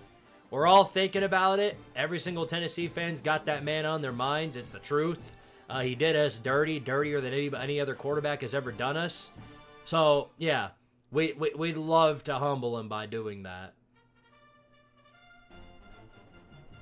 What's your opinion on the transfer portal in general? It is a complete fat mess that has been accelerated due to NIL because now you have players that are leaving just for the money bag and nothing more. And they'll say that they're leaving for family or something else, but they are flat out lying because they say this, oh, it's all about the family while having big buckets of money in their hands. Like, you're lying out of your ass and everybody knows it. So... And now, I mean, think about, and I've talked about this before too, the situation with Caden Proctor from Alabama. Caden Proctor, I think it was the 2023 offseason. He was at Alabama. He transfers to Iowa when they brought him there because they brought him there with an NIL deal with a big fat money bag. He takes the money bag, and then guess what he does? Transfers right back to Alabama a couple of months later when the transfer portal window opens up again. So, yeah. That's why I don't get why people are so worried about this Boo Carter situation as the transfer portal window being in existence. I mean, because at least at this point in the season, nobody's hitting the transfer portal because you can't. The window's shut down. The only way that you can go from one school to another is doing what Jake Retzlaff did and just dropping out and then going on as a walk-on. But why would you join as a walk-on to Colorado? That doesn't make any sense at all. Scott Crawford with the $2 super chat, much appreciated, says Nico is only interested in the money. Screw him. Right there with you on that one. Yeah, no. And a lot of that, I'm sure, was due to his dad's influence because his dad definitely pushed those narratives with talking to Heupel, talking about, if you don't get better around Nico, then we're going to bounce on out of here. And Heupel gave you one of these and said, well, kick rocks and eat a dick because this ain't about you. And so, of course, that's exactly what happened. So that does give me a lot more hope towards this Tennessee team, as hearing all the talks about new leadership in the program, new leadership among the players, because I truly do believe that Nico didn't have any sort of leadership qualities to him. because he doesn't have any quality. He doesn't have any leadership other than to himself. He doesn't care about the team. That was obviously shown in what he did this previous season. So UCLA, I think, is going to fall apart pretty quick this year because they don't have the talent fee like Tennessee does. They don't have Dylan Sampson to fall off of, or James Pierce Jr., or Jermod McCoy, or any of these super elite talents. They don't have that. He's probably the most talented player on that team, and that really goes a lot in saying something. So I think they're making a huge mistake with doing what they did. They would have been way better off with keeping Aguilar. So, yeah, all the power to him is all I can say. Good luck. Good luck. Nico is and always was a bust for the NIL that he got. And BVD, RIP. Yes, RIP to our man BVD. Nearly killed me for that quote. And look, we all kind of bagged on you for that because we all wanted to believe in Nico. But it's really hard to go against that now that he's leaving, or that he bailed on the program the way he did. Because it's obviously the truth now. We all know it to be the truth. And I do blame Tennessee for that, because it's entirely Tennessee's fault that happened. Nico, doing what he did, I think, was due in part to how much money Tennessee paid him to come here. You pay anybody $8 million, and they're definitely going to be thinking about the money, no matter where they are. It doesn't matter how loyal you are or how well built off your moral compass is. If somebody says, "Hey, I'll pay you $8 million right now," to say grandma's walking on the street and somebody comes up to you and says, "Hey, I've got $8 million right here. I'll give you $8 million to kick that grandma to the ground." And you'd be like, you'd think about it for at least a second before going, "Oh, hell no." But the thought alone is why that was Tennessee's fault. Nico didn't win you games. Sampson was the driving engine on that offense. Sampson certainly was. Dylan Sampson absolutely was the driving force of that offense. I think that's obviously been proven. And so was Pierce. So was the defense making marquee plays where they needed to be. All the turnovers that we got. Nico made some horrible, horrible mistakes in some of those games. Now, again, it isn't like he's absolutely terrible. He's the worst quarterback anybody's ever seen. He's a DJ ukulele, and all he does is throw picks. He made some really good plays where he needed to. But a lot of them, a lot of those plays, you had your typical overthrows. You think about it. You got to be really, really bad to overthrow a screen. Just throwing that out there. And that's it. He overthrew a screen in that Ohio State game, and that's where I was like, all right, we're done. We're done here. Faison Brandon is better anyways. Yeah, that's true, but how much did we pay him? How much is the millions we've paid him? What are the odds that he wounds up doing the same thing Nico does and bailing for a program that pays him more? They're pretty damn high if we're paying him a large amount, I'll say that much.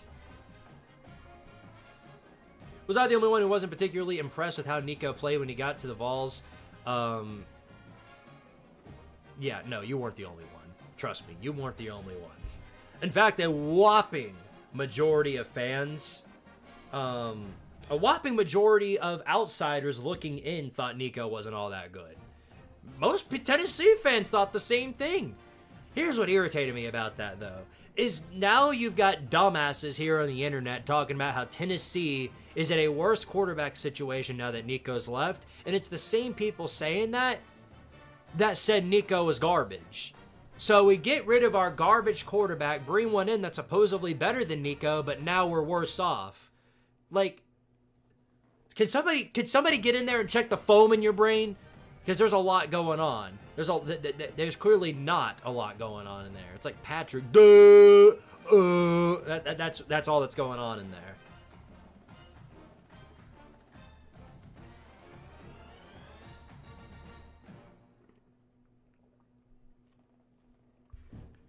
Tennessee versus UCLA ReliaQuest Bowl? No. UCLA ain't making it another they'll be lucky to make the doo-doo bowl. I think UCLA finishes out 5-7 or 4-8. That's no bias speaking. They just don't have the talent around them to do that. They just don't. I don't think Nico's going to develop enough to where he's going at. Because think about it. Nico, with the talent that he had last year, was completely carried by all the talent with Tennessee. He doesn't have the talent fee anymore. UCLA doesn't have any good wide receivers on that squad. They have a line that's probably well worse off than what Tennessee had. And he doesn't have a defense that's going to be able to just shut everybody down, with the exception of your typical Rutgers or Maryland or whatever. You know, you're not going to be able to shut down most of these teams with that defense. So I think they're in an absolute world of hurt this year.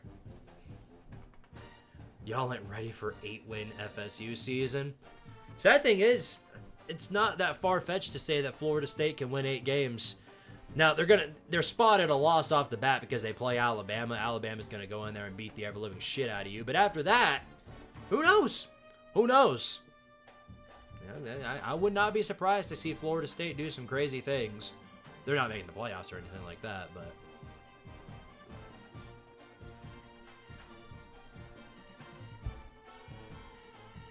How has Texas Tech had so much money to buy that many 5 or 4-star recruits?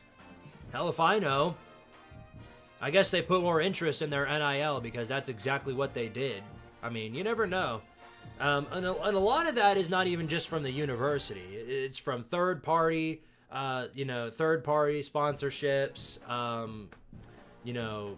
interest groups, stuff like that, who carry all of that money. And then, they pay some of it to the players, but a lot of that money doesn't even go to the players. A lot of it just goes straight to the elites, the higher ups on campus, the big time political elites. You get the idea. You know how that system works. Oh yeah, that Bama defense is going to just completely melt Thomas Castellanos. They've given Bama all the rat poison and more. They've given him all they need to hear. And he just keeps talking. He just keeps talking. Like, it's so insane. It's like, let me say it like this. It would be like being in a lawsuit, and your court date is August 31st. You're in a lawsuit for defamation. We'll say it like that. A lawsuit for defamation. But instead of staying quiet, getting a lawyer, and getting ready for the lawsuit, getting ready for the court date, you get online and you don't shut your mouth. That's basically what Thomas Castellanos is doing, and he's just digging the hole deeper. Bama is going to absolutely just destroy that individual along with the entire team on the 31st or whenever they play.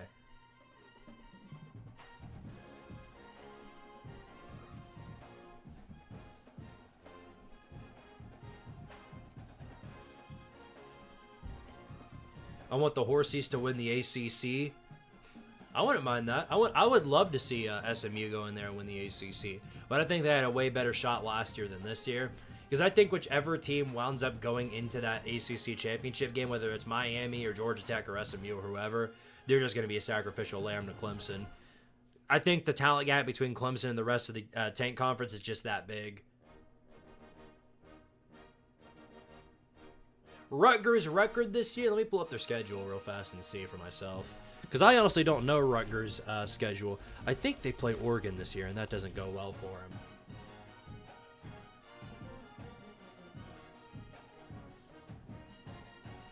So let's see. Yeah, they do play Oregon, and it's a night game.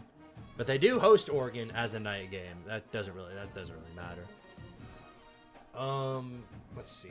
Iowa, Minnesota on the road, Washington on the road at night. Illinois on the road too. Purdue on the road.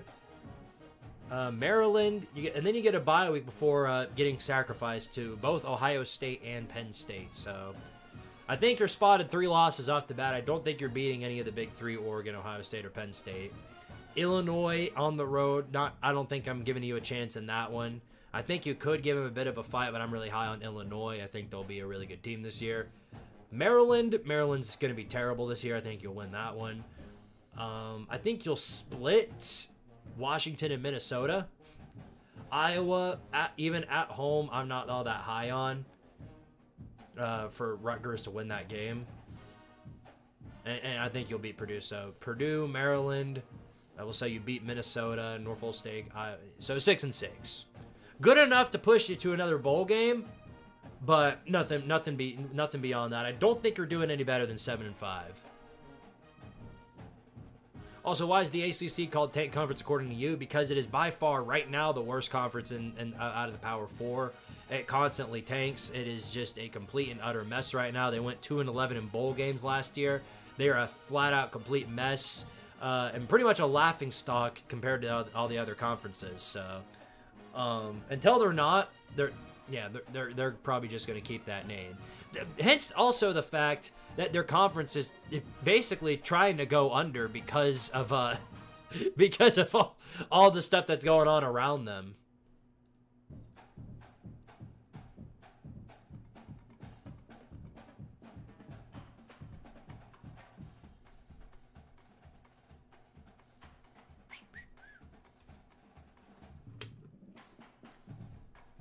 Remember what Bobby Bowden said about the SEC back when he was at FSU? Now look at them, it's pathetic. Yeah, no, FSU was a dominant. The ACC wasn't always terrible. Let's not forget that. The ACC has had some really, really good years. And they probably would have been way better if they had fused with the Big East early. Think about that. Scott Crawford, thank you for the $5 super chat, says Florida State's actual record would be 1-11. They'll beat Kent State. No, Kent State's a playoff team, sir. Yeah, but everybody's going to beat Kent State. I don't think there's anybody... is there anybody that's going to lose to Kent State this year? I don't know. And you can't even count the FCS teams out either. I mean, you really can't.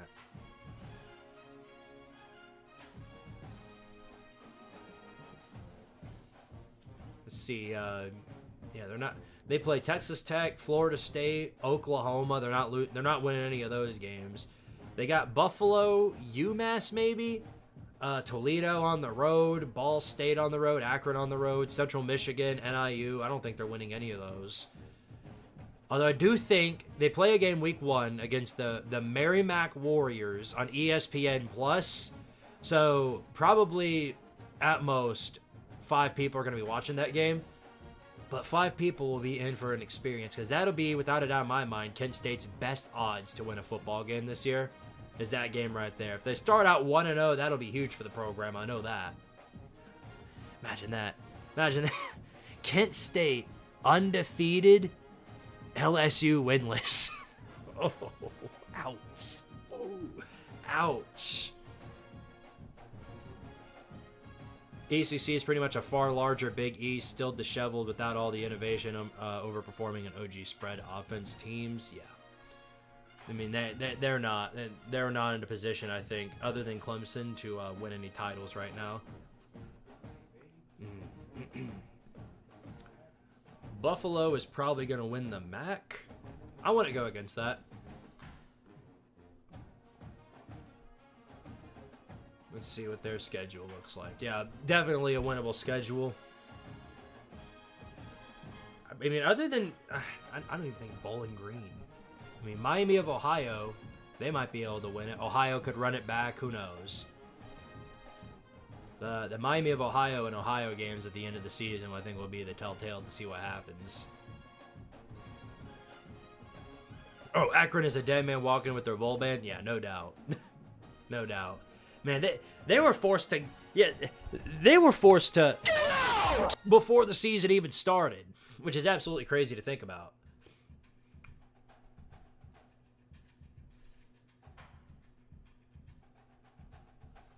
Yeah, I'll be keeping an eye on Missouri State and Delaware this year.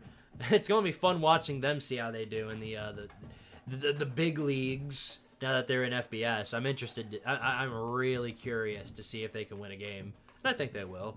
I will. I do think they'll win a game. Charlotte gonna get a nanny.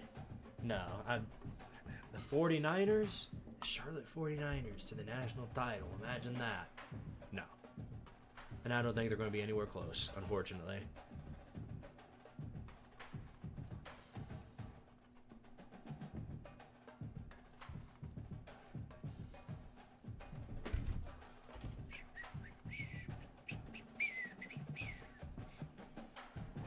The MAC might have multiple 10-win teams this year.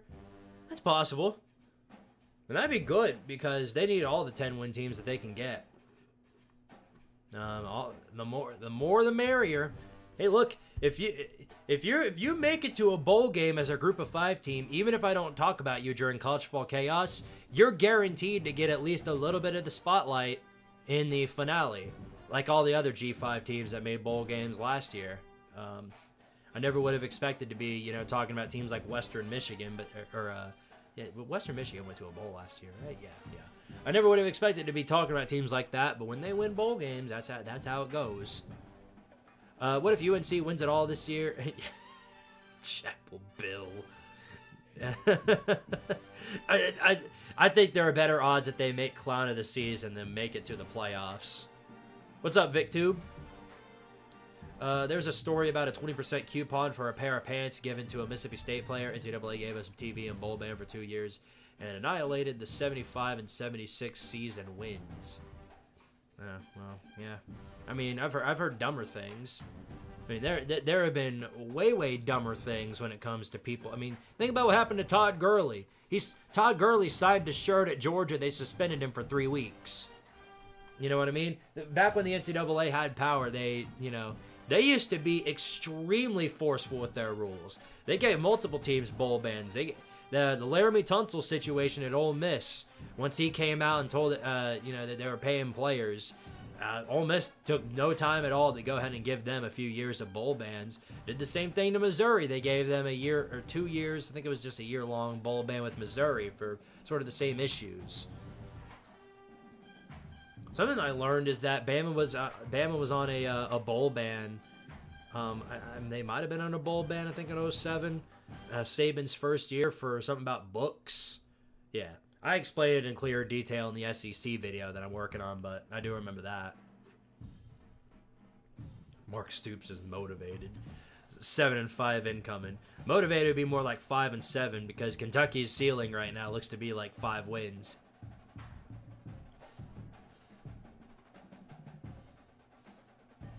There are better odds of me stealing Belichick's girl than UNC winning a natty this year. Yeah, no, Jordan Hudson is just, I don't understand her, and I don't think anybody ever will. I don't think anybody's going to ever be able to, understand that situation. And the problem is if they start losing games this year, that all the talk around her is going to continue to increase. LSU is F. The BK minions will be fired out of the LSU howitzer in the Mississippi River next year. Oh, man. How long do you think it'll be before BK actually does get fired or he retires? Because LSU fans are one of the most impatient groups of people that you will find. They have a wall of expectations that gets higher and higher depending on how many games they win. And right now their well of expectations is looking at playoffs or bust. If BK goes 9-3 or 8-4, doesn't make the playoffs, boy, they are going to be big mad. I don't even mean big mad, like large mad. In fact, ginormous mad. They're going to be the huge angry. It's going to result in some problems is what's going to happen if that does. Kentucky Mississippi State Tank Bowl, absolutely. But I'm thinking about calling the College Tank Bowl something completely different instead of just the Tank Bowl. I think we're going to switch that up over this season. So you'll have to see in due time what that's about. They're the college equivalent of Eagles fans. Ooh, yeah. No, there are a lot of fan bases that could apply for that role. A lot of fan bases that could definitely apply for that. I think we're on to the consensus that Penn State fans, or Penn State in general, is just the Buffalo Bills. I think everybody agrees on that. Finally going to stream for the first time tomorrow. Going to play Sonic Mania to make Lucas mad. Why are you trying to rage bait Lucas? Dude, you could just say Lucas sucks. Nothing else. Lucas sucks just in general, and that'll make him mad. You could rage bait him just by saying his name. I'm sure he'll pop in here and be like, "You're mentioning my name again, grr, grr." You know. We are impatient. Thank Les Miles for that shit. Yeah, no, I can't blame you for that. Les Miles is a lot like Mark Richt. Dude got to the high levels, got LSU to those levels, but could never get anywhere further beyond that. Georgia or Chiefs fans? Oh, most certainly. And Alabama or New England Patriots fans? Very true. Very, very true. You're pretty much on point with that one. I've heard that we're the Cowboys, and I don't like that role. I'm not a fan of that role.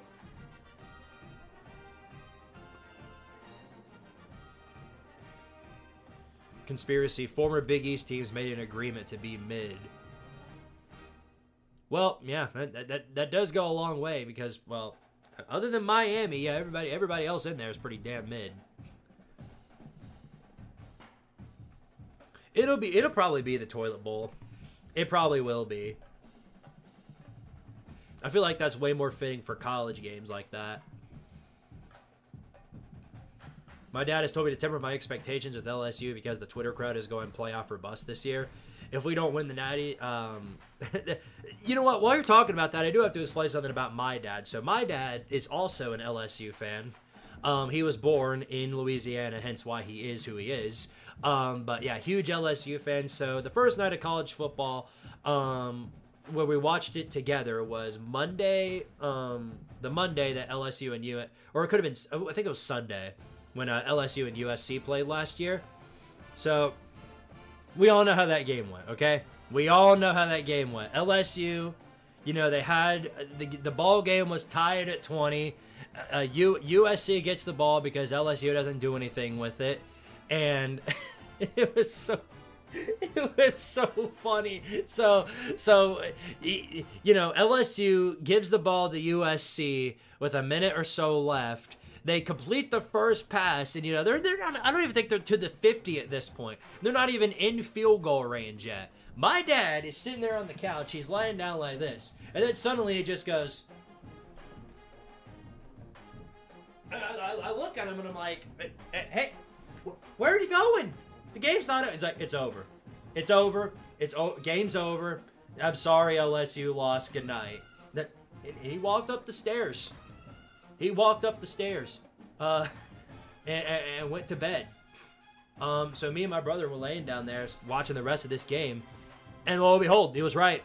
USC goes down there, gets well into field goal range, and then they just score the touchdown, and then they win the game. Funniest part for me, though, was when I walked back up the stairs right after the game was over. I walked into the bedroom, and he was in there. He was awake. He wasn't even watching the game. The game wasn't even... He had the news on. Oh, Lord. Bro would rather be watching... Think about it. Bro would be rather getting updates on politics than watching LSU football.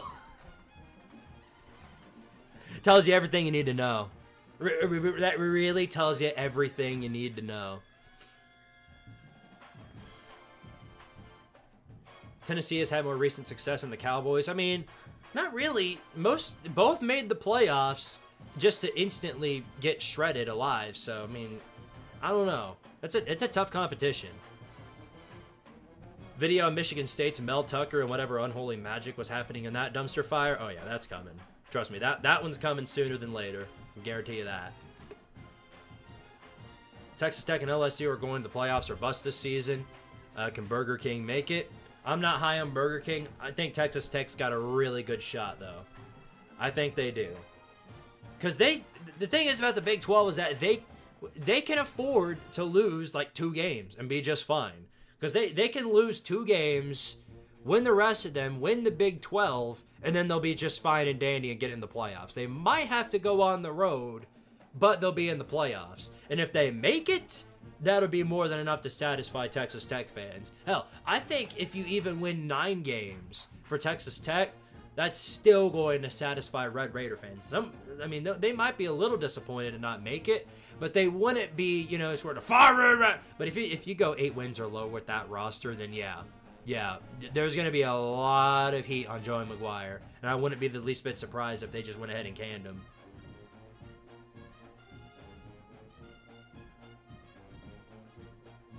LSU going 7-5. Yeah, there's a lot of... What if LSU had won? Would have been funny. Yeah, no, that's why. I mean, that would have been absolutely hilarious. But every time he did the same. We were watching the Tennessee-Arkansas game together. We did. And he left before Arkansas scored. He did. He walked up the stairs and left before Arkansas scored the game-winning touchdown. It was like 14-13 or whatever. Arkansas was driving down the field. They get to the 50-yard line. He gets up and he leaves. And I'm like, give the defense some hope. And he's like, nope. They're going to let him score here and we're going to lose. And then it happened. Arkansas scores. Nico runs out of bounds in the final play of the game. And we lose to Arkansas. Every time he's done that, where he's walked out of the living room before the game's over, he's been right about it, and we end up losing. So I don't know. Maybe there's another conspiracy with that one. Hey Squid, Jason is up 28-7 on Goob right now. Yeah, not surprised.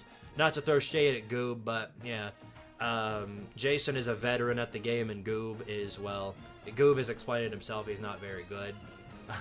So sorry, Goob. JS with the $5 super chat, much appreciated, says, a controversial question, is the real Death Valley in Clemson or LSU? It's LSU.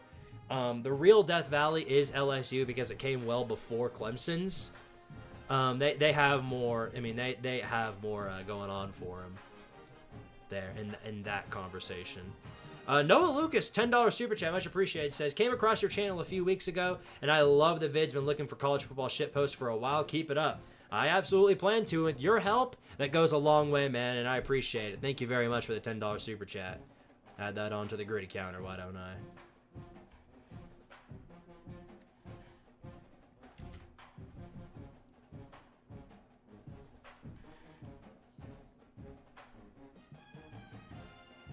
Correct me if I'm wrong, but they are correct me if I'm wrong, but aren't most SEC fan bases like the moment they lose to someone, they have a good talent, they go from yeah, no, that happens to a lot of fan bases. That happens to a lot. Not all of them are like that. Vandy's not. Vandy, I didn't hear one Vandy fan talk about Farquhar. I didn't hear anybody like that, but I did hear it.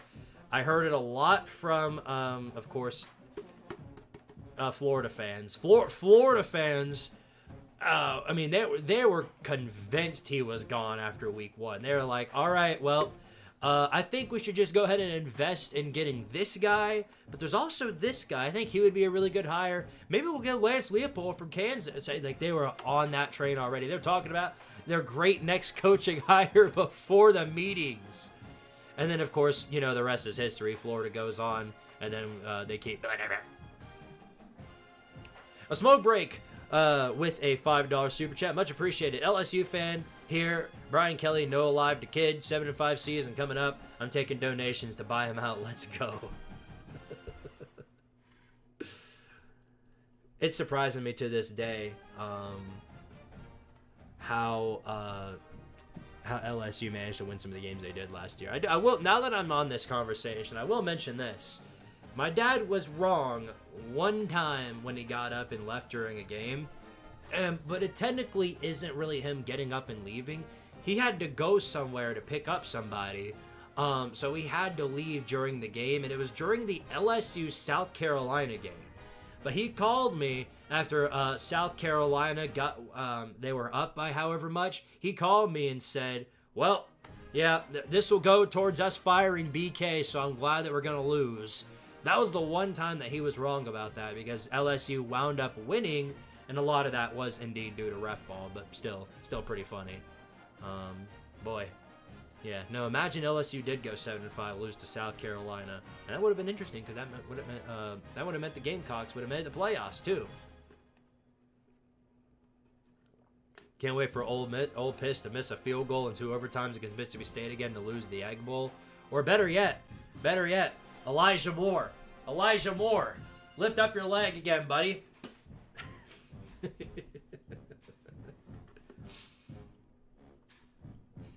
Louisville probably going 9-3 and getting smoked in a bowl game. Sounds to me like they'll be the team that gets destroyed by either LSU or Ole Miss again, because that's usually where they go. That's what happened to Duke. Duke was just a sacrificial lamb to Ole Miss in the Tax Slayer Bowl. That's probably where Louisville's headed. Will Arizona State remain relevant this year? Yes. Will they make the playoffs? Probably not. Jordan Tyson's really, really good. He's gonna make a huge impact for that offense. But I think that loss of Cam Skibbity is going to go a long way in how bad their offense is going to take a dip. Still, their defense is good. Their offense is good. I really like Sam Levitt. I think they're going to be pretty good. I think they're going to be your general 8-9 win team. I don't think they're going to be much further than that.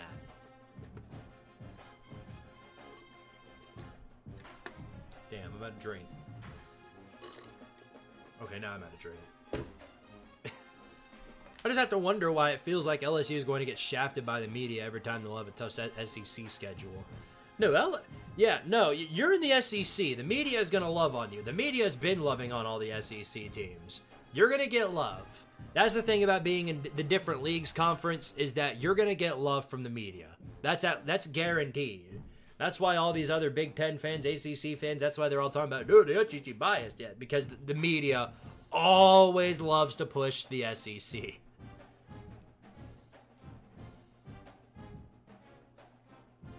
Louisville is overrated, honestly. They'll lose to Kentucky because different leagues principle. Now, I don't believe that. Sorry, Super Nuclear. Kentucky, this could very well be Mark Stoops' final year. Which will be good for Kentucky fans when it comes to exposure on this channel, because then you'll get the Mark Stoops experience. And I sure know you'll love that.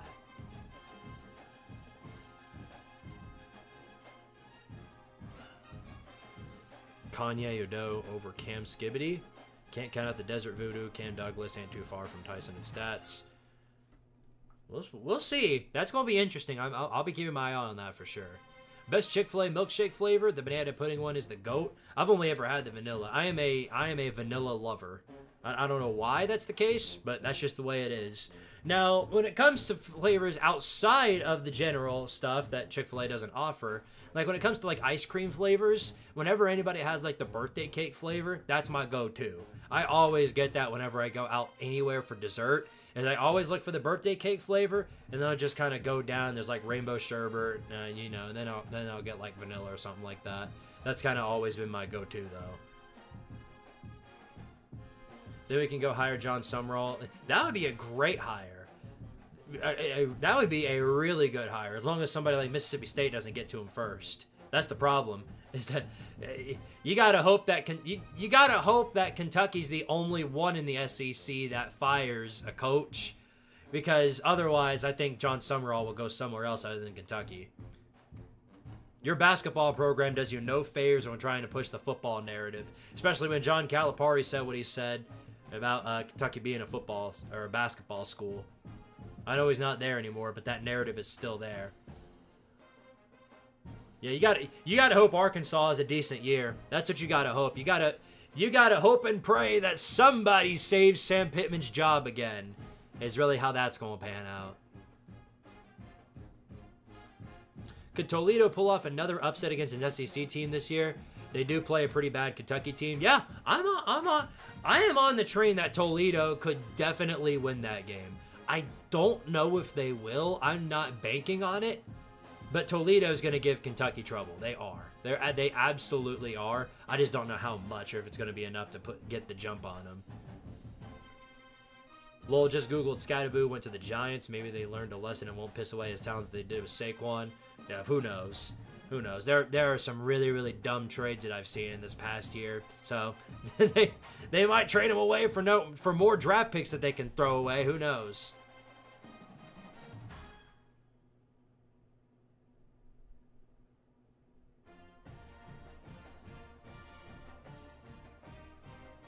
Dixieland Delight, who had it first, Bama or Tennessee? I don't know who had it first, but I know it's a song about Tennessee, so does that count?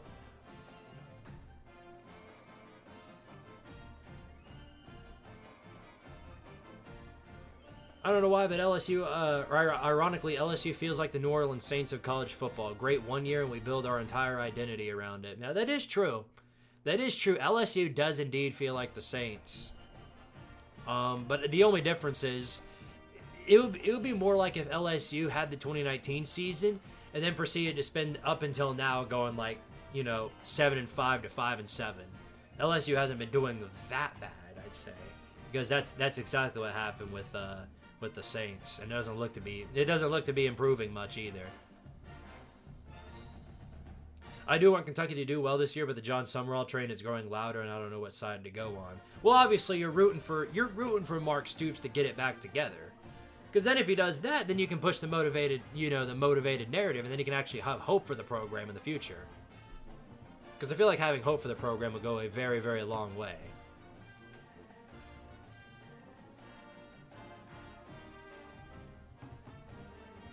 Lebby only gets fired if he blows Southern Miss, Alcorn State, or Northern Illinois.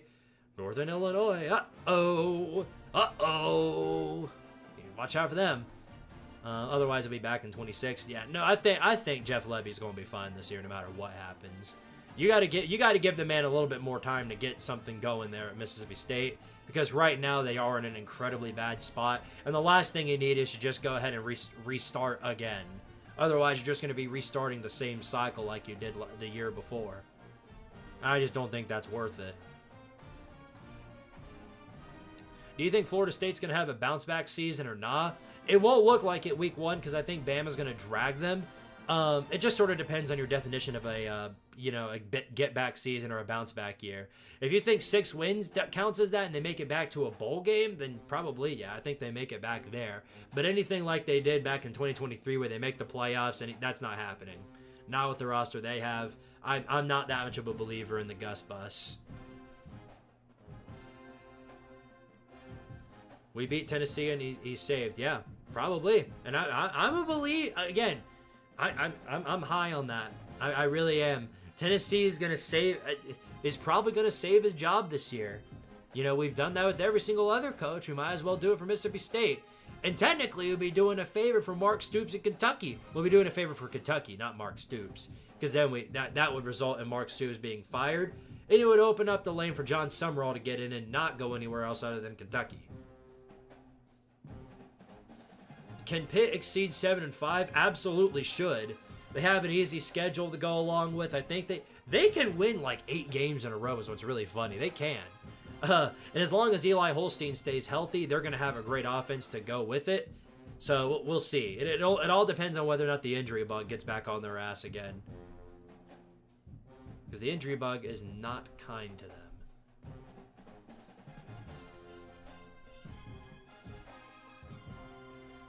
Pitt is a black box from 4-8 to 10-2. They can do it all. You know, they are. They are a weird team, and they're going to be a weird team this year for sure. But Pat Narduzzi needs it because I think he's got quite a bit of heat on him for what happened at the end of the last year. He was going so strong, and then just to completely fall off the face of the earth like that is just extremely unacceptable. So we're going to find out. I mean, literally, looking at their schedule, you know, they play West Virginia week 3, and obviously that's going to be a tough one, backyard brawl. The stadium's not going to be any more packed out than it is going to be in that game. But if you win that one, you know, you're talking about the rest of your ACC schedule. Louisville, Boston College, Florida State, Syracuse, NC State, Stanford. All of those games are winnable. You can win like 9 games in a row with this schedule. But then you play Notre Dame, and, you know, I don't think you're winning that one. But you can win 9 games in a row with that schedule. And if you beat one of the 3 between Notre Dame, Georgia Tech, and Miami, you could be in the ACC championship or the playoffs. It's crazy to think about, but it's true. It's true. It would be funny. I can't deny that. I swear Mississippi State is like the New York Jets of college football recently. Oh, complete mess. Yeah, no, you're right. You're definitely not far off there. It's hard to find a team that's been that consistently bad wherever they've played. But Maryland's getting to that point, though. I will say that. Can we see another below 10-win season for the Crimson Tide? Not this year, no. Kalen DeBoer has won every single year, or everywhere he's been, and I think this was an adjustment year for Bama and Kalen DeBoer. So, or at least last year was, and even then they almost won 10 games. They were just a game short. They're going to have a better team this year. I think they're going to have a better quarterback because I'm more of a believer in Ty Simpson than I am, Jalen Milho. I'm more of a believer in Ty Simpson than I am any of those other guys. On top of that, they just have a really, really good offense, really well statted out defense. A really good up front defensive line. They're a very talented team this year. They filled the holes in the transfer portal, and they've got a favorable schedule to go along with it, all things considered. So we'll see. We'll find out. But I do think Bama wins 10 games this year. Does Ohio State have another underrated backup for us to use in another record-breaking season? I don't know. We'll see. We'll see with that. When it comes to their quarterback situation, I think Julian Sayin is going to be a drop-off from Will Howard, just because Will Howard was a big-time veteran quarterback. He's been in a lot of situations like he was at Ohio State and Kansas State. But this is going to be the first time we see Julian Sayin, so I think he's going to have some woes in his first year. I think it's going to probably cost Ohio State a game or two. But, I don't think it's going to be that bad of a fall-off. I feel like there is no excuse for Miami to play in an on-campus stadium and not an NFL stadium. There isn't. Other than they're just too damn lazy to build a stadium of their own. I mean, that's good for all the teams that have to play them on the road. That's great news for Florida. There's at maximum is like 30,000 fans that go to those games, if that. What was Tennessee before Heupel, Squid? As I said, we had 2 losing seasons, and Tennessee was bad for a decade or more. I'm telling you, that's what's happening. You may not like. I don't know why you're so far against it. I'd be jumping for joy if I knew I was going to be beating Tennessee. Oh, I don't know if you guys heard, but Georgia Tech man's favorite punching bag, Jeff Collins, got a new job today. He has become a defensive support analyst, or I think he's an associate defensive coach now for South Carolina. He's joined Shea Beamer over there at South Carolina. So good luck to him. If South Carolina's defense suddenly falls off a cliff, then we'll understand why. Maryland is a college football version of the Koopa Troopas, specifically the green ones that just walk off a cliff. They are a flat-out mess this season. And don't be fooled, because they're probably going to win out in September. They're going to be sitting there at 4-0, and everybody's going, oh, damn. Maryland's back. Maryland, and then they'll go out and lose 8 in a row. That's what's going to happen, and I think it's going to end with Mike Locksley getting canned. I feel like that's coming sooner than later. He's one of the hottest names when it comes to coaches right now on the hot seat. He gonna be gone this year. I feel like there are a few names of coaches that I feel like are going to be gone this season. He's one. I think Mike Locksley is the one that in my opinion, that I'm most certain that is going to be gone after this year. But there are some others I could name for sure. Tennessee has become a real-ass contender now under Heupel. I mean, a contender for the SEC, I don't think we're at the national contention yet. I just don't. I mean, we're up there with some of the upper echelon teams, no denying that. We are a threat to most teams in the conference, but we're going to have to put up a fight against Georgia to convince me that we're going to be up there at that national level. Because whenever it comes to the highest echelon teams that Tennessee's played, you gotta go in there and at least make it competitive instead of just getting your ass absolutely beat. On top of that, you can't be losing some of these games that you've been losing every single year against lower quality opponents. You can't be losing to like 8-win or 7-win South Carolina, or losing to a 5 or 6-win Arkansas, or losing to a 5-win Florida. You can't be losing those games. In order to convince me that Heupel really has got it down and Tennessee can be a national contender under him, we're gonna have to beat either Bama or Florida this year and avoid the loss against Mississippi State. That's what's going to have to happen. Was the video of Tennessee losing to Georgia State the most angry you've ever been? Yeah. That a close second was probably when we were getting our behinds destroyed by Florida back in 23. Because we were all convinced Tennessee was going to go in there and absolutely destroy him, but that just never happened. I mean, to let that Florida team just basically just beat our ass and drag us around for 4 quarters, that did make my blood boil to the point that I almost quit this freaking channel. But no, not quite enough. Not quite as mad as I was with Georgia State.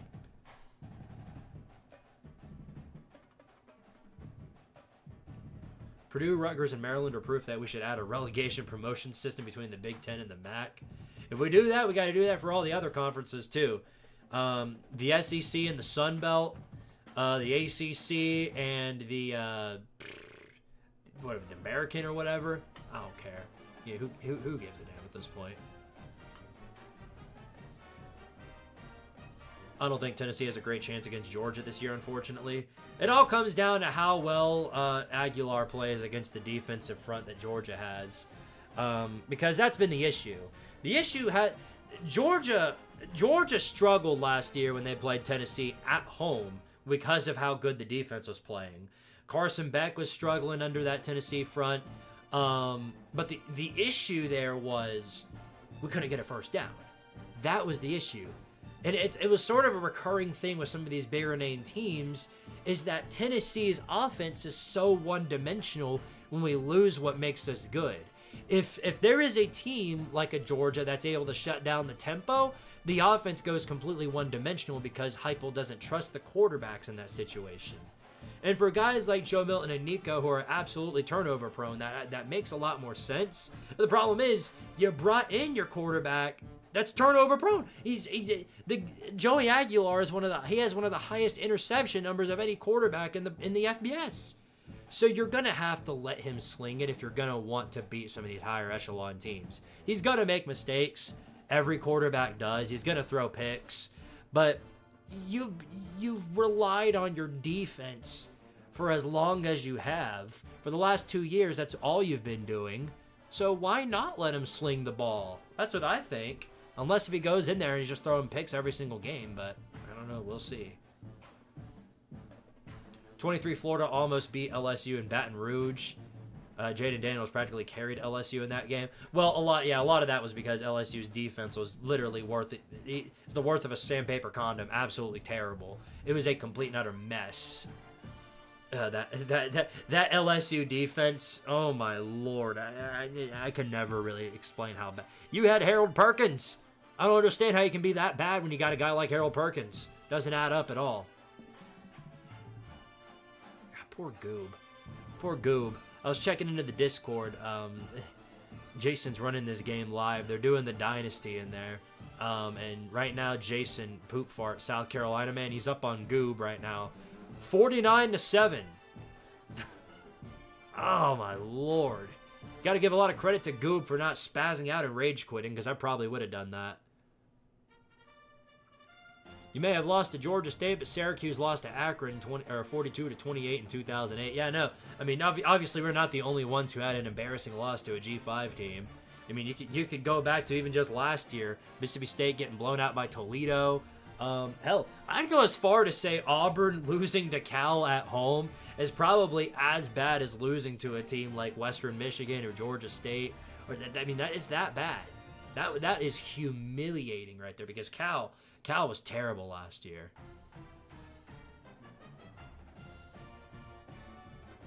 Yeah, Nate Frazier's good. He's going to be a problem this year.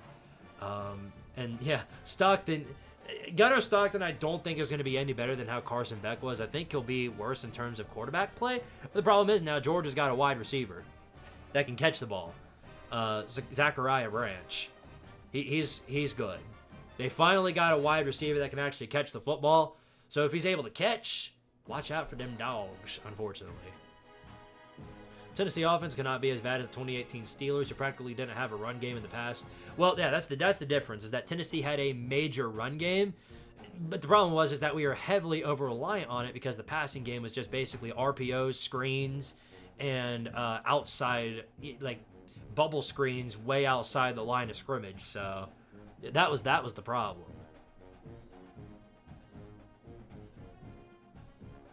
And yeah, and LSU lost to Troy in 2017. Highlighted that one too. And we could go over all of Nebraska's losses too if you want to do that. There's plenty of losses for Nebraska. We'd be here all day if we talked about all of Nebraska's embarrassing losses in the past 5 years. Real quick before we call it a night, I did go through. I go through every night. Go through some of the comments. I go through a lot of the comments from my videos, and For whatever reason, there were a lot of people that were mad about the Big Ten video. I talked about this before too, but there were a lot of people that were angry about it because they were like, why didn't you mention Oregon? I mean, Oregon's better than Penn State. No, they're not, because Penn State actually has a national title to their name. You don't. And then this comment made me really laugh. This is a comment by a Florida State fan on the Clown of the Season video that I made for Florida State. He said, don't worry, after FSU running football for 40 years, yes, you heard that correctly. Apparently, FSU runs football and has been for the past 40 years.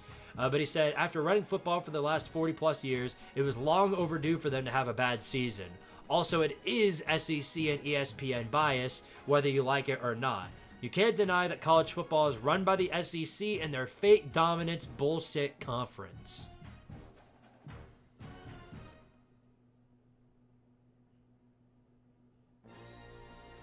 What the hell is even that?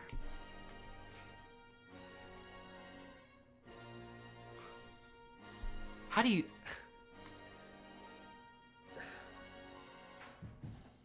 What? Yeah. Yeah. Nah. I ain't got nothing for that one. Usually I have like a one-liner or something else I could say and retort to that, but I don't.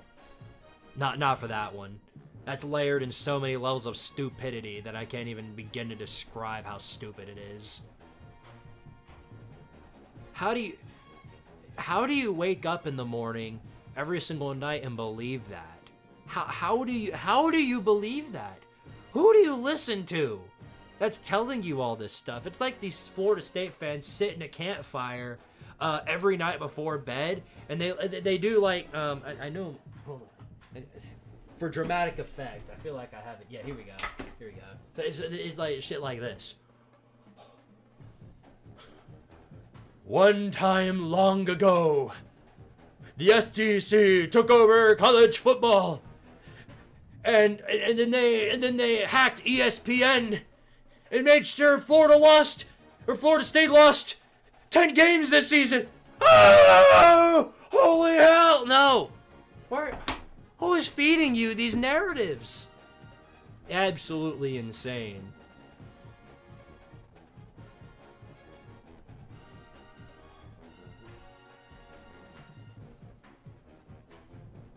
SMH shaking my head, man. Just absolutely ridiculous. How has FSU run football for 40 years, but the SEC also runs football?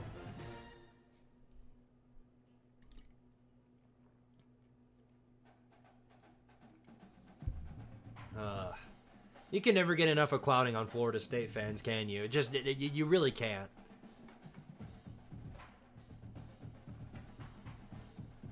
Here's one. Michigan at a 3-year window. Let's relax on calling them kings. Compared to the rest of the trash in the conference, damn right they're kings. You see what 3-year window? What window does the other team have? If Michigan had a 3-year window, then everybody else must be living in a square box.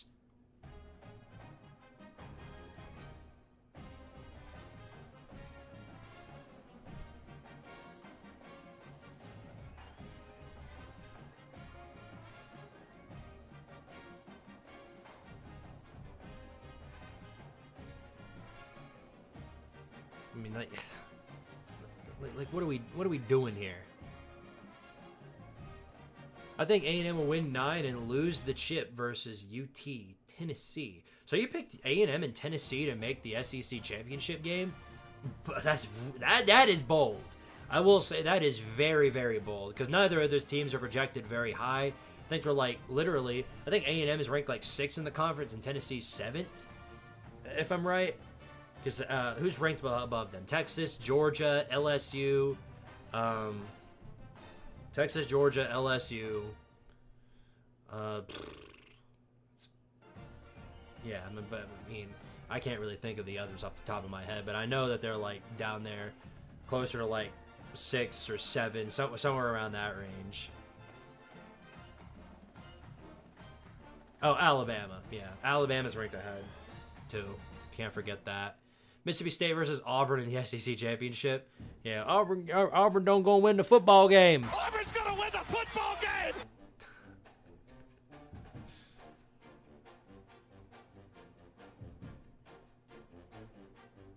we are never making it to Atlanta. Not unless everybody else around us just completely flops on their face and dies, because I don't think 8-4 is pushing you to Atlanta. Just thinking about that. And you're stuck at 8-4 until proven otherwise.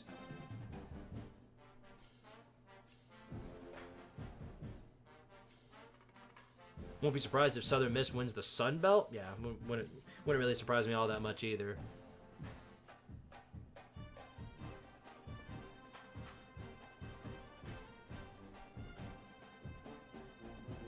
Yeah, what a mess. All right, well, it's been over 2 hours. I think I'm gonna go ahead and call it a night. I'm planning to get up real early tomorrow and get back to work on that SEC video. I'm gonna try and get as far past done with it as I can, because I do have a couple more things I have to take care of tomorrow. This is one of the projects I've been meaning to do, is I've been meaning to repair these. So, you know, you guys have seen it before, the lights around under the bed, above the bed, kind of over there. There's a little aesthetic appeal. Yeah. One night I let the cats come in here and they tore that shit in half. One of the wires down there is basically torn in half because of the cats getting under there and chewing it. So yeah, ever since I haven't been able to do that. So that's one of my big projects tomorrow, is that I am taking this apart, not the bed, but like taking the lights out and then installing new ones in, because I think I've gotten new ones in my closet that I can just wrap around and then use those. But that's one of my projects. I've got plenty more to take care of. I did do some school projects today, so I think I'm pretty well caught up with classes, so I can put most of my focus tomorrow directly on the SEC video. And we'll see how it pans out. After that, I'm probably going to start the Before the Chaos series and give you guys my full official predictions on every Power Conference team. And if we have time afterwards, before the season begins, I might make another video. So stay tuned for that, along with everything else, because the grind never ends here over on Squidtard Sports, because college football has taught me one thing, and that is there's only one constant in the world of college football, and it's chaos. And there's a whole lot of chaos to go around. Guys, appreciate all of you for being on here tonight. I'll be back with another live show Monday, the final episode of the Vol-Star podcast. And then after that, it's going to be me and Red. We're doing a show every single Monday. Have not thought of our name yet, but we're very, very close to finalizing it. And I'll probably let you guys know the name of the show Monday night during the podcast. If you want to win a free t-shirt, or have a chance to win a free t-shirt, come on and join us Monday night for the last episode. We're going to be doing the giveaway at the end of that, along with a little extra surprise that I talked to the other guys about that you're going to want to check out for sure. So stay tuned for that. We'll be back here again next Saturday. And yeah, college football season not that long away, everybody. And it's going to get really, really fun here over on Squidtard Sports when we get there. So love you guys. Thank you all again for all the support. Thank you to the new channel members. Thank you to everybody who sent the super chats. Love you guys. Peace to ya. And as always, of course, power to Tardaria.